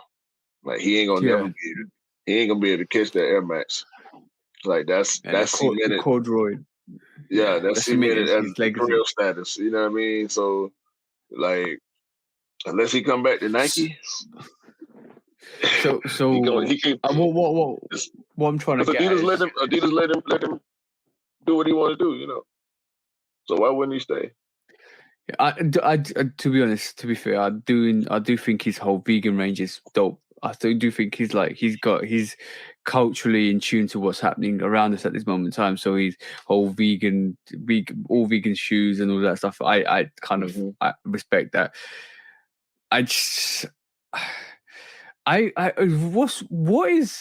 is wrong with, without being disrespectful to Adidas, what is wrong over there? Because like Fear of God, we ain't seeing anything from the guy from the Fear of God's range there. Sean Weatherspoon is doing his own thing, but he couldn't replicate the hype behind the Air Max he did with 97.1. Obviously Yeezy's holding the branch, the olive leaf for the way forward and all their sales, and they're doing good numbers even when it's starting to get a bit played out. And it's like the prices on slides are dropping, the prices on farm runners are dropping because they keep restocking, which is fine. Then we have Pharrell Williams range, and they seem to sell out, but there's no real resale on them. There's no real hype on them like there was originally. What is happening with Adidas, bro? I don't know. That's why I talk the way I talk about when Yeezy, when he bucked. because he got it. Like, yeah, it's not like they broke. It ain't like they going through it. They just not. I mean, when was the last time Adidas, not Yeezy, actually released something that was not that they didn't have releases that weren't difficult, stuff that wasn't hard to get, because they have. yeah.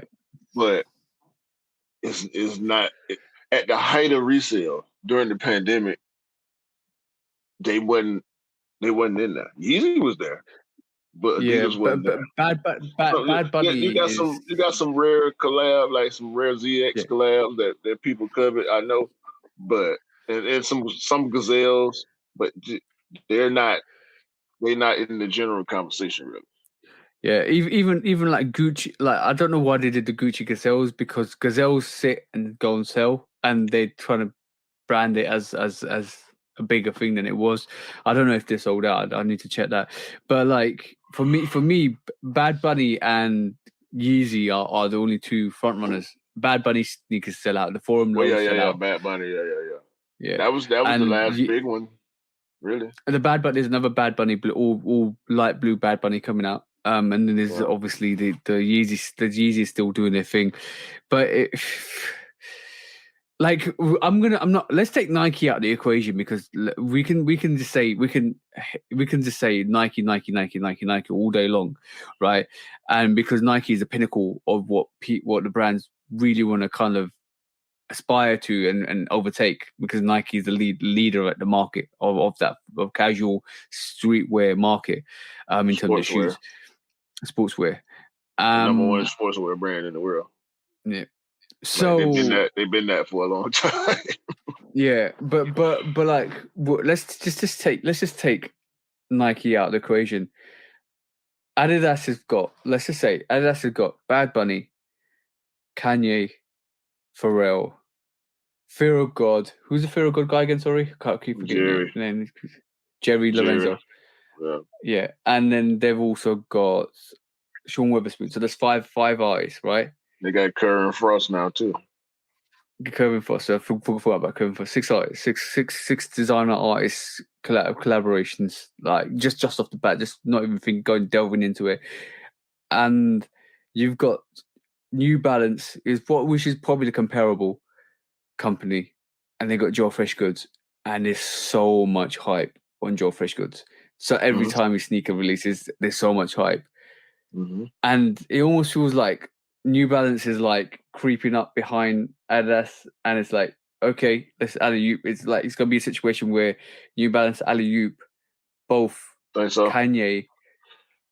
Oh no, because New Balance, they got to do it with apparel too, and they're gonna count. Yeah. They have to, but I feel like they're building something. They're building something they're building a platform to jump off and to trampoline from.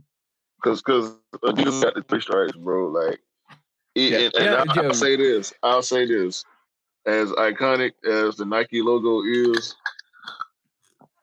I think the three stripes are more recognizable, and you see them, you notice them. You know what I mean? Because it's down your arm, it's down your leg. You know what I mean? Like, as far as apparel is concerned, like New Balance, I don't think New Balance will ever be able to catch up with Nike and Adidas on that part, because Nike always making some shit, right? Some different, some simple, some crazy, some normal. Like, they got so many different flavors. Adidas do too, but Adidas tracksuits been the shit for 80 years. Yeah. That's blame the Russians for that, bro. But like basically, what the way I look at it is, apparel wise, yes, I'd say that's correct. And also, Marcel always kind of emphasizes that Adidas have their sporting range, had their stuff they do with like outside football teams stuff as well. So that's always going to be a situation. But when we're talking about just barefaced sneakers, it feels like New Balance. We are talking about New Balance like we were talking about NMDs at the start, and then the middle phase, and it feels like, to me, New Balance is building a platform, not just New Balance has always been a staple in the States, but it's now becoming a staple worldwide. And I think they're building a platform to elevate themselves from. So it feels like that's the next movement from New Balance. But it also does feel like they are ready to challenge Adidas in the next couple of years. And they might even up the apparel. I don't know. That could be a situation. They need to get themselves into different sports, like Adidas are or Nike are. That's their next major step. But their thing is running shoes. So I don't really see where they can fit. I mean, they are trying with Kawhi Leonard, but he ain't gonna be enough to make that big of a dent in the basketball market. So they on the outside looking in on that.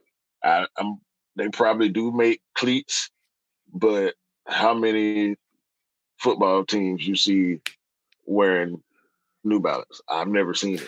You know what I'm saying? I feel this is where the platform's been set now. Yeah. They've got themselves a basketball player. They've got themselves a Joey Freshgoods that they've got hype with. They now can like start stepping up and advancing the profits they have into different areas, different sectors to kind of increase the coverage. Yep. I don't know if they need to though, because they killing the running thing. Like that's what they do. If long-term plan, that's a whole nother competition pool too. You know what I'm saying? Yeah. They already compete with professional running shoe companies. You know what I mean? Yeah. But also you got to remember the long-term plan. From a short-term aspect, yeah, they're doing well. From a long-term plan, the long-term plan is to constantly keep competing and be that company that challenges the top brands, and that's what they need to do. Like it almost reminds me of Under Armour and what they're doing with Steph Curry and The Rock. The Rock has got his Under Armour merch. Steph Curry's got his basketball sneakers. Their merch is pretty dope. Got a brand. They both branded now. Yeah, they're both branded, which is great. His own brand. And Rock, his own brand. Yeah, and the Under Armour merch is the thing. Under Armour apparel is pretty decent for weightlifting and for the sectors that they're doing, which is great. Yeah, Under Armour doing really good with apparel. I see people wearing Under Armour all the time. Yeah, and that apparel needs to transverse into like this. It's almost the opposite of a New Balance. The apparel is pretty more doper than the shoes. But Curry's trying to. There was a phase when Steph Curry was around, and when he first started getting really more popular, and his shoes were doing numbers. And they almost like there was some really dope shoes when he was winning trophies with Golden State Warriors, and that's is where they haven't kind of upped it, and now it's more associated with apparel.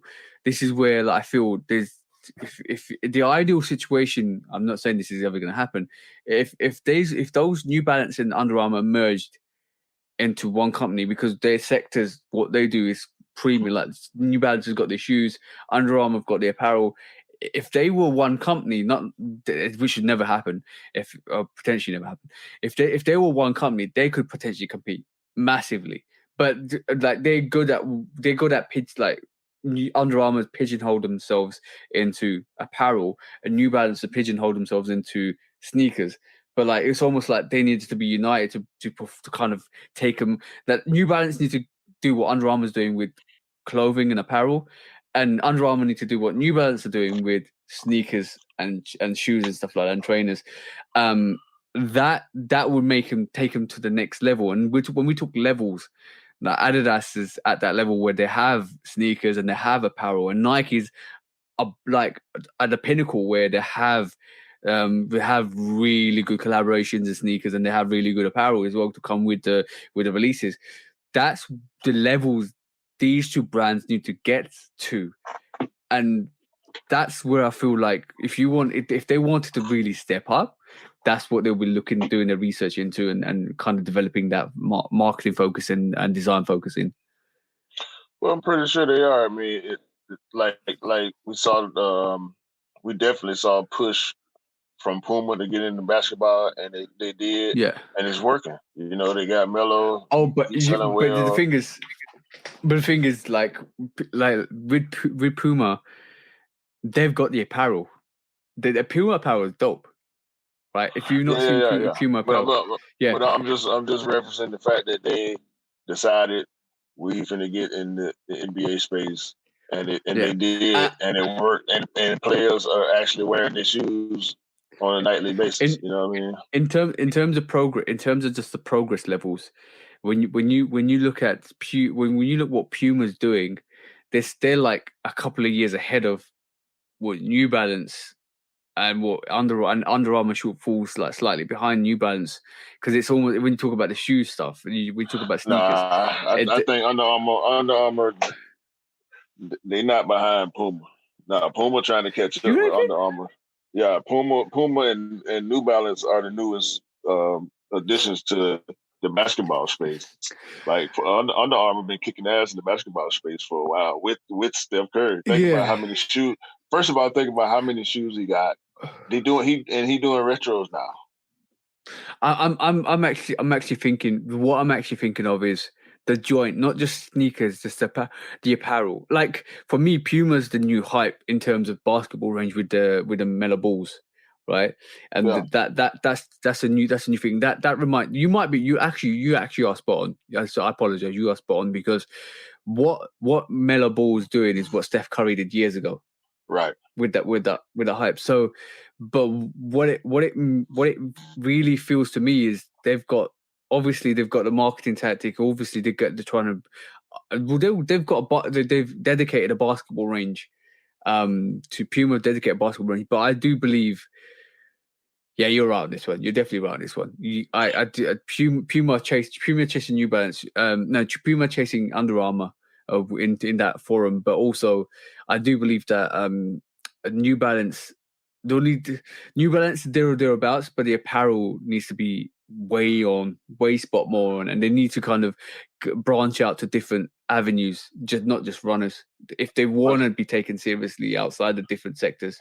Yeah, I mean, like I said, they went in with Kawhi on the basketball side. I don't know how well that's working, because not well at the moment.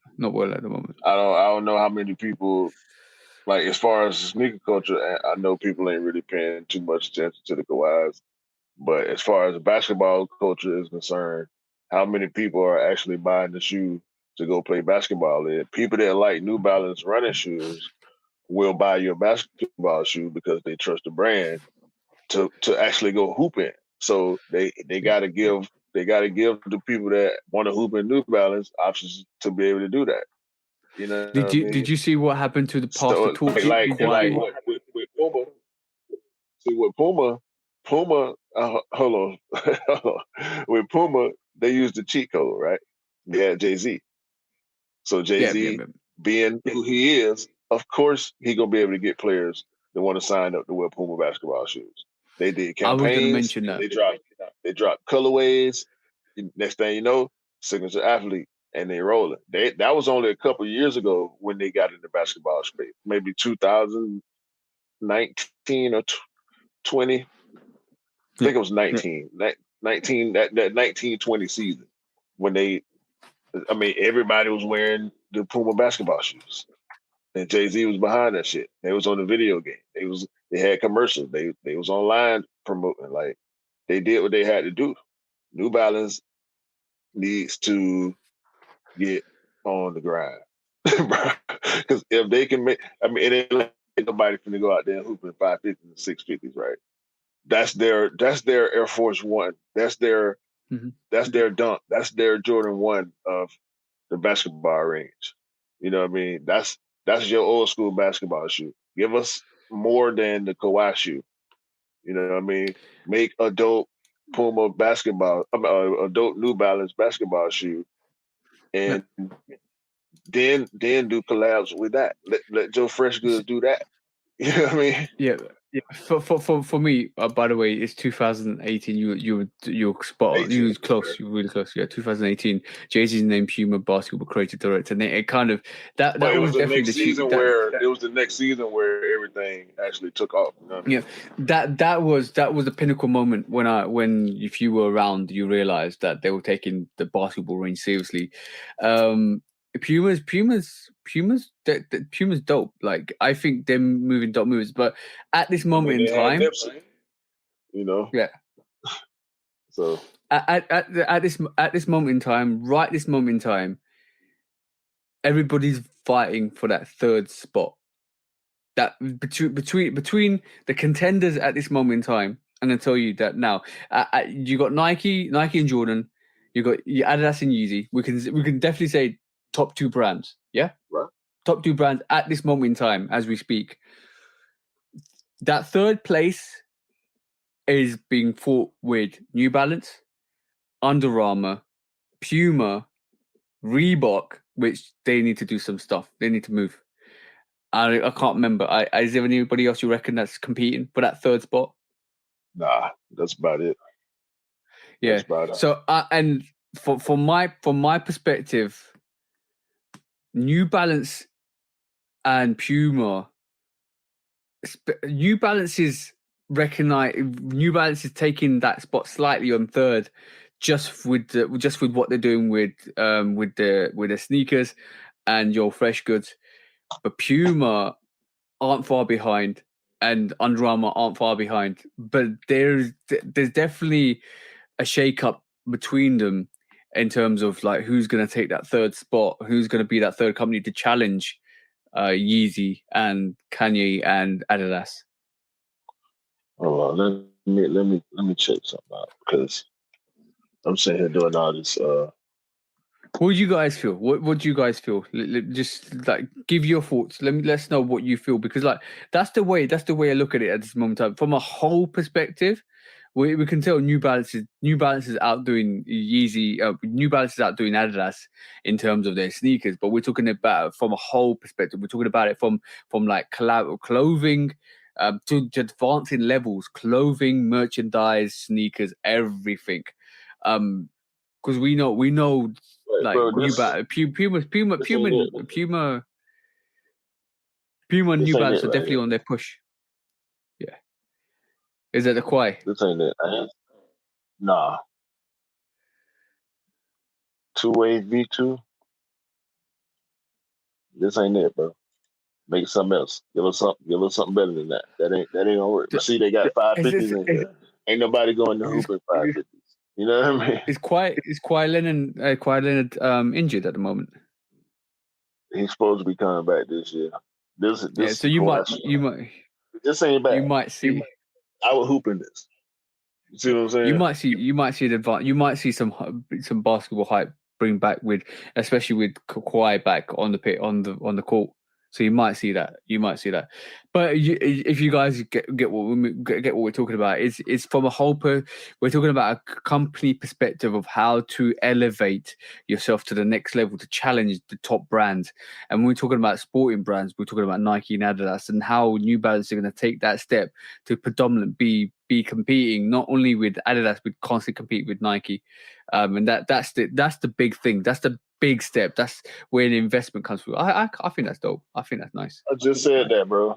This is the Joe Fresh years Kawhi. Yeah. You know. So I do feel I'm interested to see what happens with the brands. It's interesting to see the development of these brands, of how they want to compete, what they want to go into, what they're competing, what the merchandise is. So like like I said, the pinnacle is always going to be Nike and sportswear, sports branding. Whenever they look, you can check their collaboration and the collaboration releases for the merchandise. It's dope. Like the Travis Scott Air Max 1 collaboration clothing was dope. The Emma Meunier was kind of cool. So there's a lot. With the PSG collaborations always come with merchandise. This is dope. I like what Nike do. And that's the levels that other brands need to get to. Yeah, hopefully they'll. That better catch on. That was a deep dive. I think last subject of the day. I wanna get before we go and do what we always do at the end of the chat at the end of the channel is this. What do you think? What do you think of this, bro? This is something that came out yesterday or the day before. I'm just gonna go and share this. This is the Bape Marvel collaboration. That's hard. You feeling it? Hard. What's your best pair out of that? You got the Captain. You got Iron Man, Captain America, Hulk, Black Widow, Thor, and Rocket Raccoon. The Rock is dope, but is that them Black Widows? I think is my favorite pair out of those. Yeah. Out of the pack. I like. To be honest, I like all of them, and I think this is a dope collaboration. I feel the Rocket Raccoon. I like it. It's that black and cream colorway. I do like the Iron Man and the Captain America. The Thor one's dope. The Black Widow's dope, and even the Incredible Hulk one is dope. So this is supposed to be coming out soon. I think there's a lot of hype behind this, not only from the Marvel, and I hope the boxes come this way as well. So you see the back of the comic strip. I hope the box comes with the comic strip like they did with the Vans, like the Marvel Vans. Mm-hmm. But like the whole collaboration is up. There's a lot of hype behind this, bro. A lot of the hype, just not from just sneakerheads, not from Bape or Bape stars, but also the Marvel people. They all want this. Literally, all want this. Essentially, isn't this an Air Force One? Mm-hmm. Air Force One Marvel. This is officially the Bape start of Air Force One Marvel collaboration. I like it. I do like it a lot. It's not something that I will pick up and wear myself, but I already got requests from people to about trying to pick these up for them. So I was like, all right, cool, yeah, that's fine. If I can, I will. But I like it. I think it's dope. Definitely dope. What's your just general opinion on that? They're cool, man. I mean, people that we know people still love Bape, so they dope for them. I ain't on them. Good. Okay. Last but not least, you had something happen to you this week that you want to discuss. I thought about taking this situation to court, but I said no. Nah. And I had to come to terms with myself. This happened to me. So I have to talk about it on the podcast because I wasn't going to mention it. But I have to talk about it. Amongst other things that happened this week, it's been a crazy week. But I went to a couple of the local resale stores last Monday. Yeah, last Monday. Because I got, a bunch of pairs I'm trying to sell. I ain't trying to make no money. I just want to get rid of them, right? Because I ain't going to wear them. Mm-hmm. So I get lowballed at both stores pretty much because I'm asking retail, right? At the one store, I got lowballed real bad. So I know what I'm talking about, right? Because I had to tell the guy, he trying to explain to me. I'm like, bro, you ain't got to say all that. I know the game. You know what I'm saying? I ain't some rookie or some newbie. I'm not a reseller. You know what I'm saying? Like, I'm not trying to come in here and get rich. I just want to get rid of these shoes for what I paid for them. You know what I'm saying? Even a little bit less, if it makes sense. You know what I'm saying? But he lowballed me so far to where there was no room to negotiate. You know what I'm saying? Like, it was just his offer was out of the question. Okay. So, and I didn't necessarily feel insulted or nothing. I kind of expected it, especially with the market being what it is right now.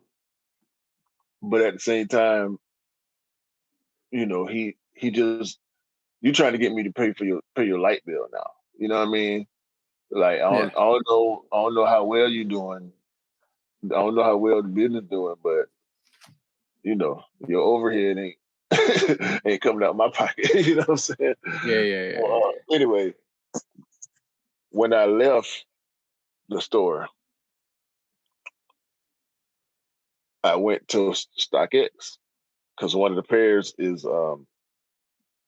Electro Orange ones. I went to StockX to check the price to make sure that I knew what I was talking about before I went into this next store, right? Yeah.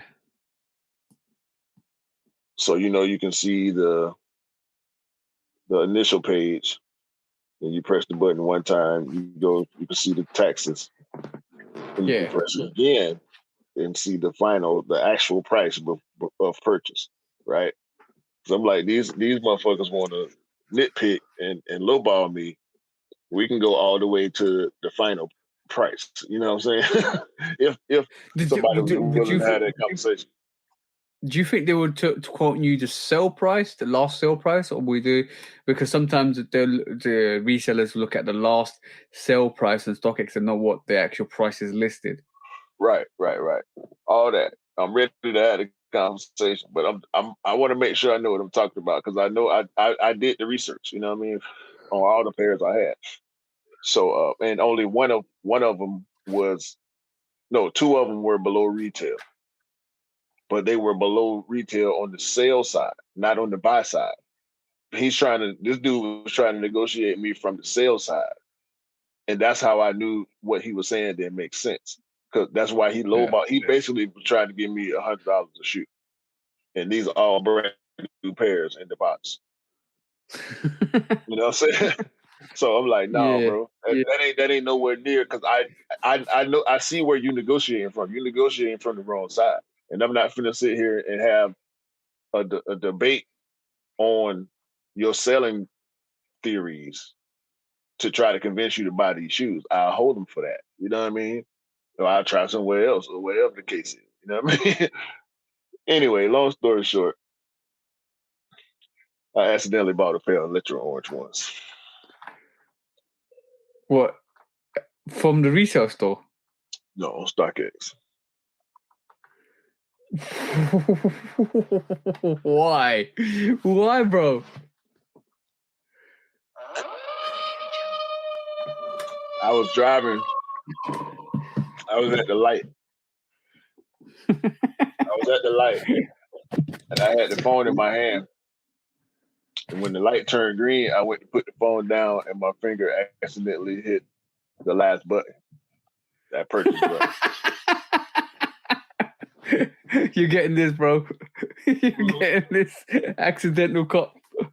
Yeah. So now I'm like, oh shit. Did I actually just purchase this shoe? I go try to cancel it. Nope. You can't cancel on StockX. Nope, you can't.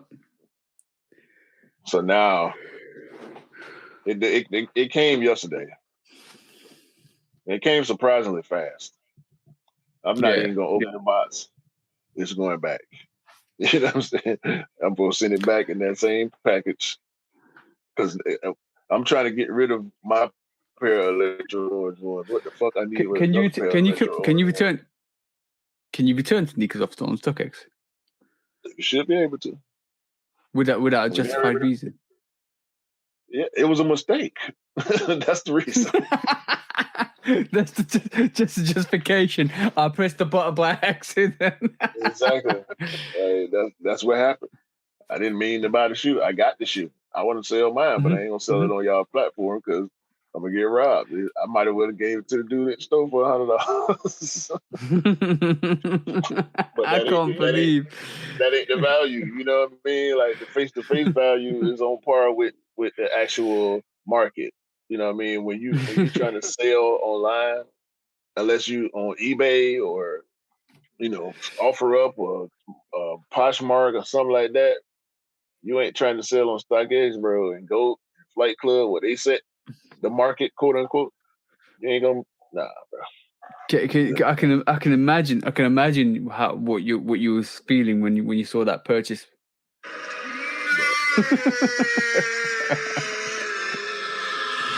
You must be pissed, bro. Yeah, I mean, I'm a little sad right now. It ain't. I was pissed initially, but I was more in disbelief than I was in anger. You know what I mean? It's like, okay, so how much did you end up paying for those electric oranges, bro? $242. Two. And this is what I'm saying. I'm trying to $242, bro. I'm trying to get rid of mine for retail, and I accidentally bought a pair for $240 fucking dollars. Hold on. How much is retail? 180. Yeah. Fuck's sake, bro. Yeah. You pay $50 more. Yeah. Oh, I don't know what to say to you, bro. That's cruel. That's cruel. Hey, man. That is. You must have lost your mind when that happened. I wanted to, but I was driving. I only looked at my phone really when I was at the light because I'm trying to figure out like what the fuck going on. Like trying to figure out if I could actually cancel it, but you can't. Just reach to StockX. Reach out to StockX and just say. Then what? Come on, bro. We know how they get out. Are you gonna say? I don't know if you're gonna get your money back, bro. I hope so. I ain't touched the shoe. Like, I don't want it. I mean, we're gonna see, bro. We're gonna see. We get to the actually today, when we get off the podcast, I'm gonna, because tomorrow I could just drop it off at the post office or. You need to let us know what happens with that situation, and you need to maybe make a video about that as well, because just in case, like when you accidentally cop a sneaker and you send it back to StockX. That would be good. Not only would that be good content, but it's a good look into how StockX perform in business, because I think you can send sneakers back on eBay. I think you can. You can cancel. You can definitely cancel orders on eBay, but they'll charge you. They'll give you you're not gonna get a gauge on the market value. That's the thing about StockX. That we always reference StockX. You can get a baseline on value, but I mean, when you look at other sites, it's normally around the same thing, if not exactly the same as StockX. So yeah, you can believe that for the most part, but on eBay, ain't no telling what type of prices you'll see. It'll be the same exact shoes, same exact. Brand new. Somebody got it for $250. Somebody else got it for $400. Because you make your own price. So it's gonna be interesting to give your money back. I'm definitely interested to hear what that was a shoot yourself in the foot moment, bro. Like it's just literally. I would be annoyed if that happened. I would really be annoyed if that happened. Yeah, man. It's a shoe I don't want. Is the electric orange still sitting in the UK, in the US? Nah, hell no. That shoe flew off the shelf. For electric orange? Yeah. You might still be able to get your money back if you offered it out for the price you pay for it. Nah, I doubt it. Sorry to hear it, bro. Sorry to hear it. That is not a good situation to be in, and you look really upset with yourself for doing it. I don't know why I'm laughing. I'm just nervously laughing away here, bro, because like I would just be so annoyed if that happened to me. That's you, look, bro. You live and you learn. You live and you learn. Yeah. It won't happen again. Believe that shit. It will not happen again. The moral of the story is don't go to the final purchase page because you might accidentally press the buy button when you don't want to. Shall we do this, bro? Yeah, man, let's do it. When resale is too high. Damn resellers. Hold on. when hype beats go too far. These damn hype beasts. Order in the court, order. When the back door opens, Guilty. it's time for Order in the court. the sneaker court of public Guilty. opinion.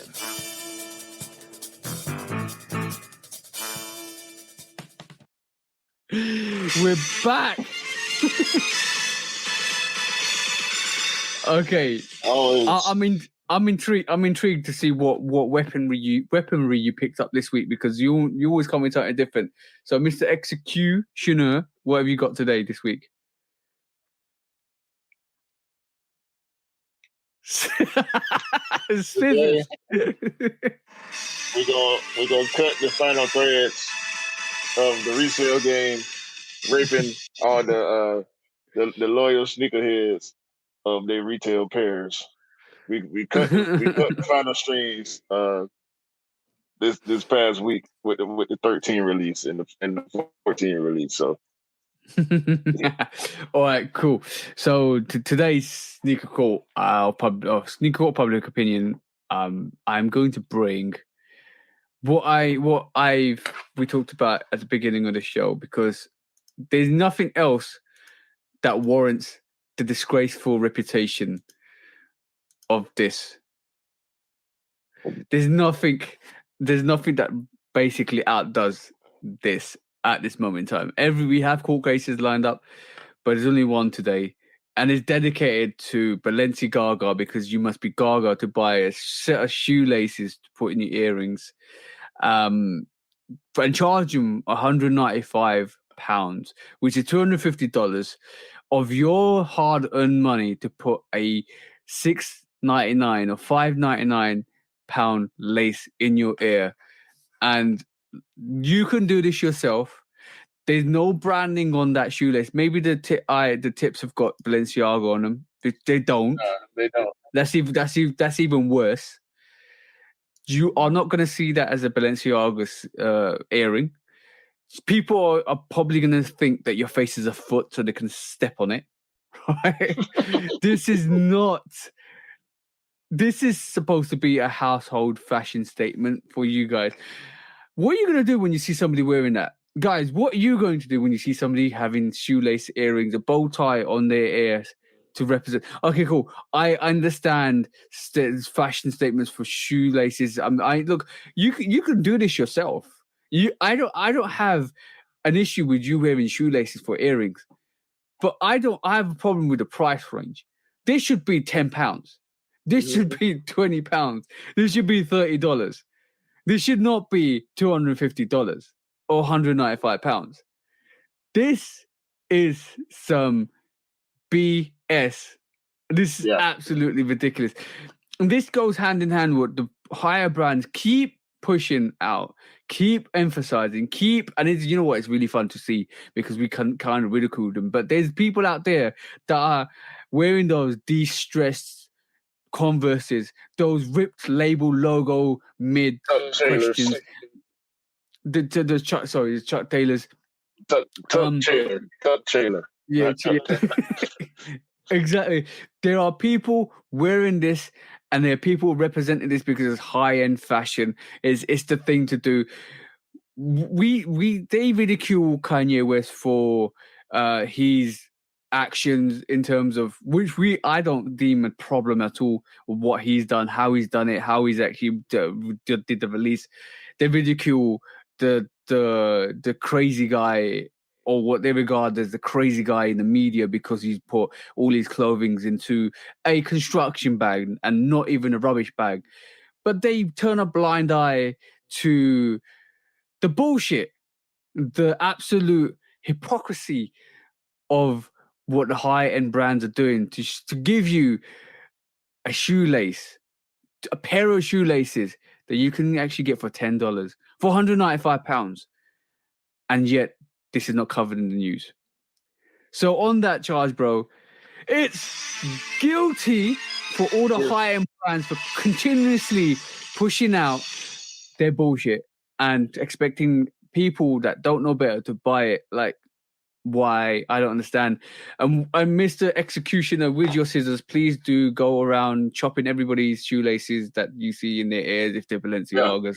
Yeah. And guys, if you can do it, that's the punishment. Maybe guys, if you can do this yourself, and if you can actually kind of engineer a shoelace, I'm going to give you an example, like I did at the start of the channel.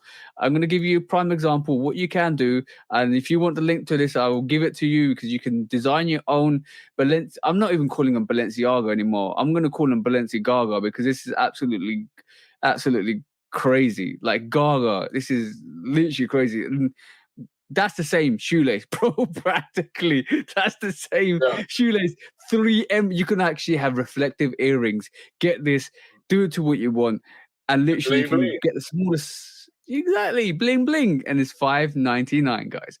$5.99. You can even interwove it up your earlobe, down your earlobe, all over your earlobe, and actually make it better than some bullshit like this.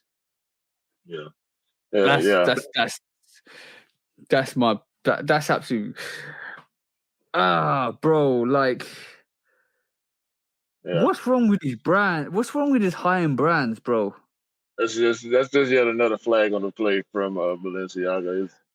I mean, we gotta be. You ain't used to it. I'm used to it. It's funny. It's funny now. It's starting to become funny to me because. Of course, it's funny, bro. What they gonna do next? I said it. I said it already. Midsole earmuffs. This coming from behind the trash bag purse or whatever. And the winter collection with shorts in it. What people don't realize, and this is what I'm gonna say. What I'm gonna say is, what you guys don't realize is basically they're taking the mick out of you. They're basically saying at a high end level that we can sell you anything and put our name on it and you will buy it. The Supreme brand is renowned for doing that. But Supreme is a bit different to the high end brands because at least with Supreme, they give you something that's whole and complete and they put their name on it, like maybe their luggage or maybe their baseball bat or a brick, or we just seen a Rolex watch, right? But with Mason Margiela, they'll stick glue all over it and expect you to buy it. They'll rip out the name and expect you to buy it. With Balenciaga, they'll get a bin bag, put their name on it and expect you to buy it. They'll give you a set of earrings that probably cost about £10 or £15 to manufacture, put their name on it and expect you to buy it. And you can't even see their name. We can go on, bro. Because this is ridiculous. Like, it's funny. It's so ridiculous. It's actually quite funny now. Because they're basically saying, we will put our name on anything and you will buy it because it's Balenciaga, because it's Gucci, because it's Mason Margiela, because it's this or that, Louis Vuitton. Not even disrespecting Louis Vuitton. Louis Vuitton do actually pretty decent kind of merch, and what do you call it? Their apparel is really good. But let's take Louis Vuitton out of that because they're pretty decent. But bro, like, it's like.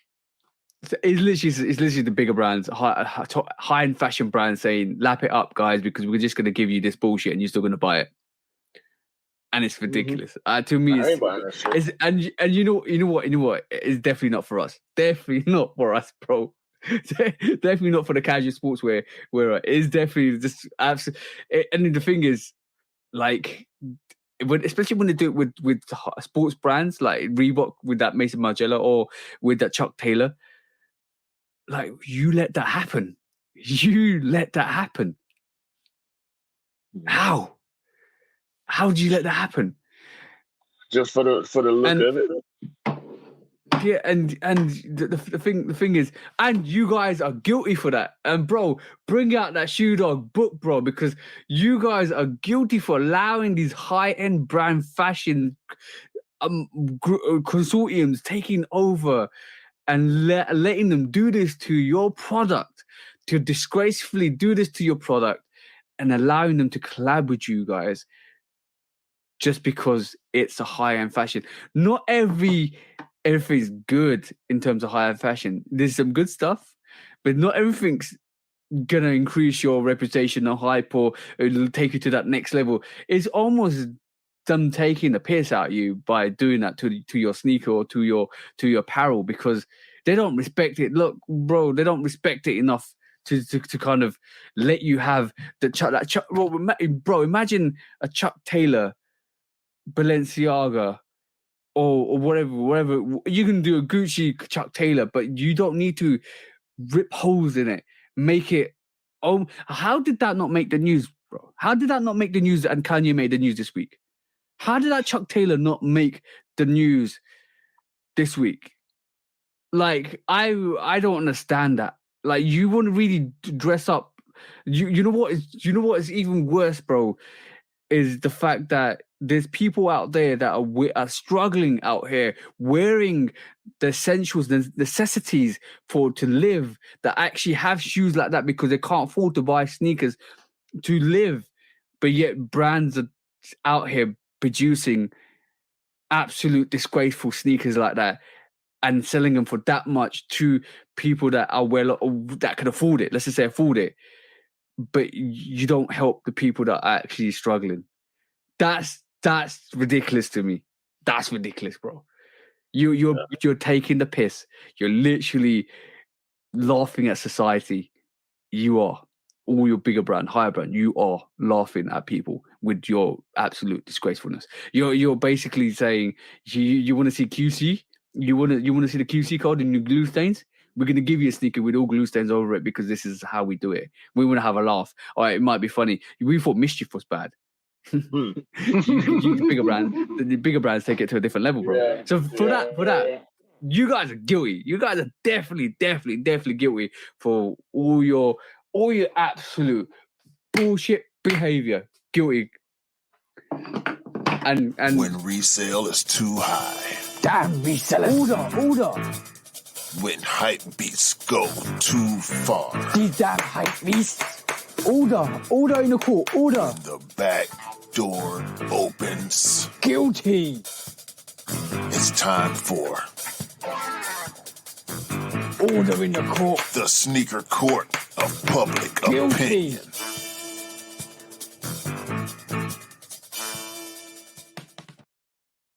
Yo, bro. I had to hit the button on you, bro. You was boiling over. you was boiling over. Yo, I was getting annoyed. I had to chill you out for a second. Wait, hold on. I was really getting annoyed. We get too serious, bro. We need to get out of court for this man. No. I was literally getting annoyed because basically, like. For me, it was almost like disrespectful to you're basically. I can't see any other way but disrespect for what people buy, and like if that money was going, if that Chuck Taylor money was going back to the homeless people to kind of help them, then and to equalize normality, if there was a meaning behind that, like almost like, oh yeah, and this sneaker came out a long time ago, like at the end of this year, at the beginning of this year, or a couple of, like, at least 3 or 4 months ago. So, like, if you were normalizing that sneaker and saying everybody's equal, and you're saying this sneaker we designed because we recognize there's homeless people out there, we want to make sure people buy this sneaker, we can donate that money to the homeless people, to a charity to actually help the homeless people, then I would respect this way more. But you basically saw a design option, a concept, or you saw that you could basically take a homeless looking sneaker that's worn, ripped to bits, and sell it for however much you sell it for. Was it $500, $600, $700 or whatever it was, or even more than that potentially? Yeah, and then you can just sell it to the people that believe in your brand and believe in your actual that actually can afford to buy it. And you basically profiteering of people that are struggling, and I don't respect that at all, bro. Yeah, so we're gonna get Balenciaga on out of here once again, bro. Because once again, every time they do something, anytime they do something that really gets attention, it's something goofy. It's never Is anything. it goofy or is it being a culture vulture? Because who's gonna buy that shoelace earring if it isn't for sneakerheads that can get their full to? Somebody gonna buy it. They already selling. If they out Yeah. already, I'm pretty sure they done sold something already. People gonna buy that Yep. shit, bro, because they ain't thinking about it from certain perspectives. And it's Balenciaga. It is the name. You know what I'm saying? And people that know people that are in that world gonna know what it is. You know what I'm saying? It's like wearing a sneaker from 2007 around. Most people gonna assume that it's a new shoe, but a sneakerhead gonna be like, "Oh shit, ain't them the ones dropped in 07, right?" You know what I'm saying? You know what? I wouldn't be surprised in the future if they released a sneaker that was midsole cracked. And I'm not talking about Virgil's inspiration behind the Jordan 2 Low, that's stable enough to wear. I'm talking about a sneaker that's absolutely midsole cracked, and they release that, and you can only wear it a couple of times before it blows on your feet. I will not be surprised if they do that. I will not surprise me, bro. Will not surprise me at all if they did that. A sneaker that is basically crumbling. Yeah. Hey man, I mean, Mischief making shoes that they want you to destroy. They're going. These are fashion brands gonna end up taking that idea and flipping it upside down and giving you a busted ass shoe. Maybe we should. I know we're not big enough yet for the brands to see our channel at the moment, but like we should not give them extra ideas, bro, because like what would be the tipping point for you? What would be like anybody that's listening to this as well? What would be the tipping point for you where you think now it's gone too far? I'm already there.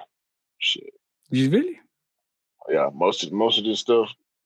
I mean, like obviously they got regular looking stuff. I mean, they got designer looking stuff, but stuff like this. I mean, it's too far, bro. That's an Asics, bro. Yeah, it's an Asics. Yeah. You know what I mean? Like this is too fucking far, bro. What in the fuck is this? You know what I'm saying? It's too far. It almost it almost looks like a Yeezy, elevated Yeezy, to be honest. It looks like a tire, bro. Yep. It's like a truck tire wrapped halfway around the damn shoe. Oh, you know what? Actually, it does look like a I think the inspiration behind that was if you see an NMD's got continental grips, which is tire grips. Yep. So this is basically an elevated version of that. Like this is why they give you that additional grip. Like a fucking hover tank or something, bro. Like, yeah, it's high-end fashion and streetwear. It's two different universes, bro. It's two different universes. I don't understand it. They probably don't understand us. It's cool. I'm good. Let's leave it there. Let's leave it there. And if you and apologize if you do like those shoelace earrings. Don't waste your money, guys. Just go and make it yourself. It's easy. Yeah, Balenciaga did it. You can do it too. Yeah, even if you do like them, they ain't worth $200. You know what I mean? No, $250 for you guys. $179 for us. Right. They ain't worth it. They're not worth it. Bro, on that note, bro, like I'm still upset with that shoelace earring. You know what it is. That brings back the whole memories with everything else that's the high-end brands have been doing. Like and they get away with it because they can, because they've got enough resources to fight any legal actions, especially against Nike, Reebok, Adidas. They've probably got the same lawyers. Mm. So, and you get Cool Kai, and you get Cool Kai prosecuted for what he's doing. Just another day, man. These another day. They're They gonna keep doing it, bro. Like I can't wait to see what they come up with next. For real. We should put a little prediction out and see what we feel the next thing is. We've seen Chuck Taylor. Oh, all right, we'll think about it. Yeah, probably just gonna be another outlandish looking sneaker like this damn monster truck shit. Oh no, I can definitely see it. The one wear sneaker, you wear it once, it's over and done with. On that note, do you want to count us down? Because it was an interesting episode. We covered a couple of good subjects. We didn't do lose, choose, or dump. You know what? Let's do this. Let's do this quickly. Let's do this quickly for you. Well, a quick one that just come to my head: lose, choose, or dump. Gucci, right? Balenciaga, Mason Margiela. Who are you choosing to lose, choose, or dump, bro? I'm not even included Dior in that. Who are you losing and choosing and dumping? Dumping out 3 of them motherfuckers. Shit.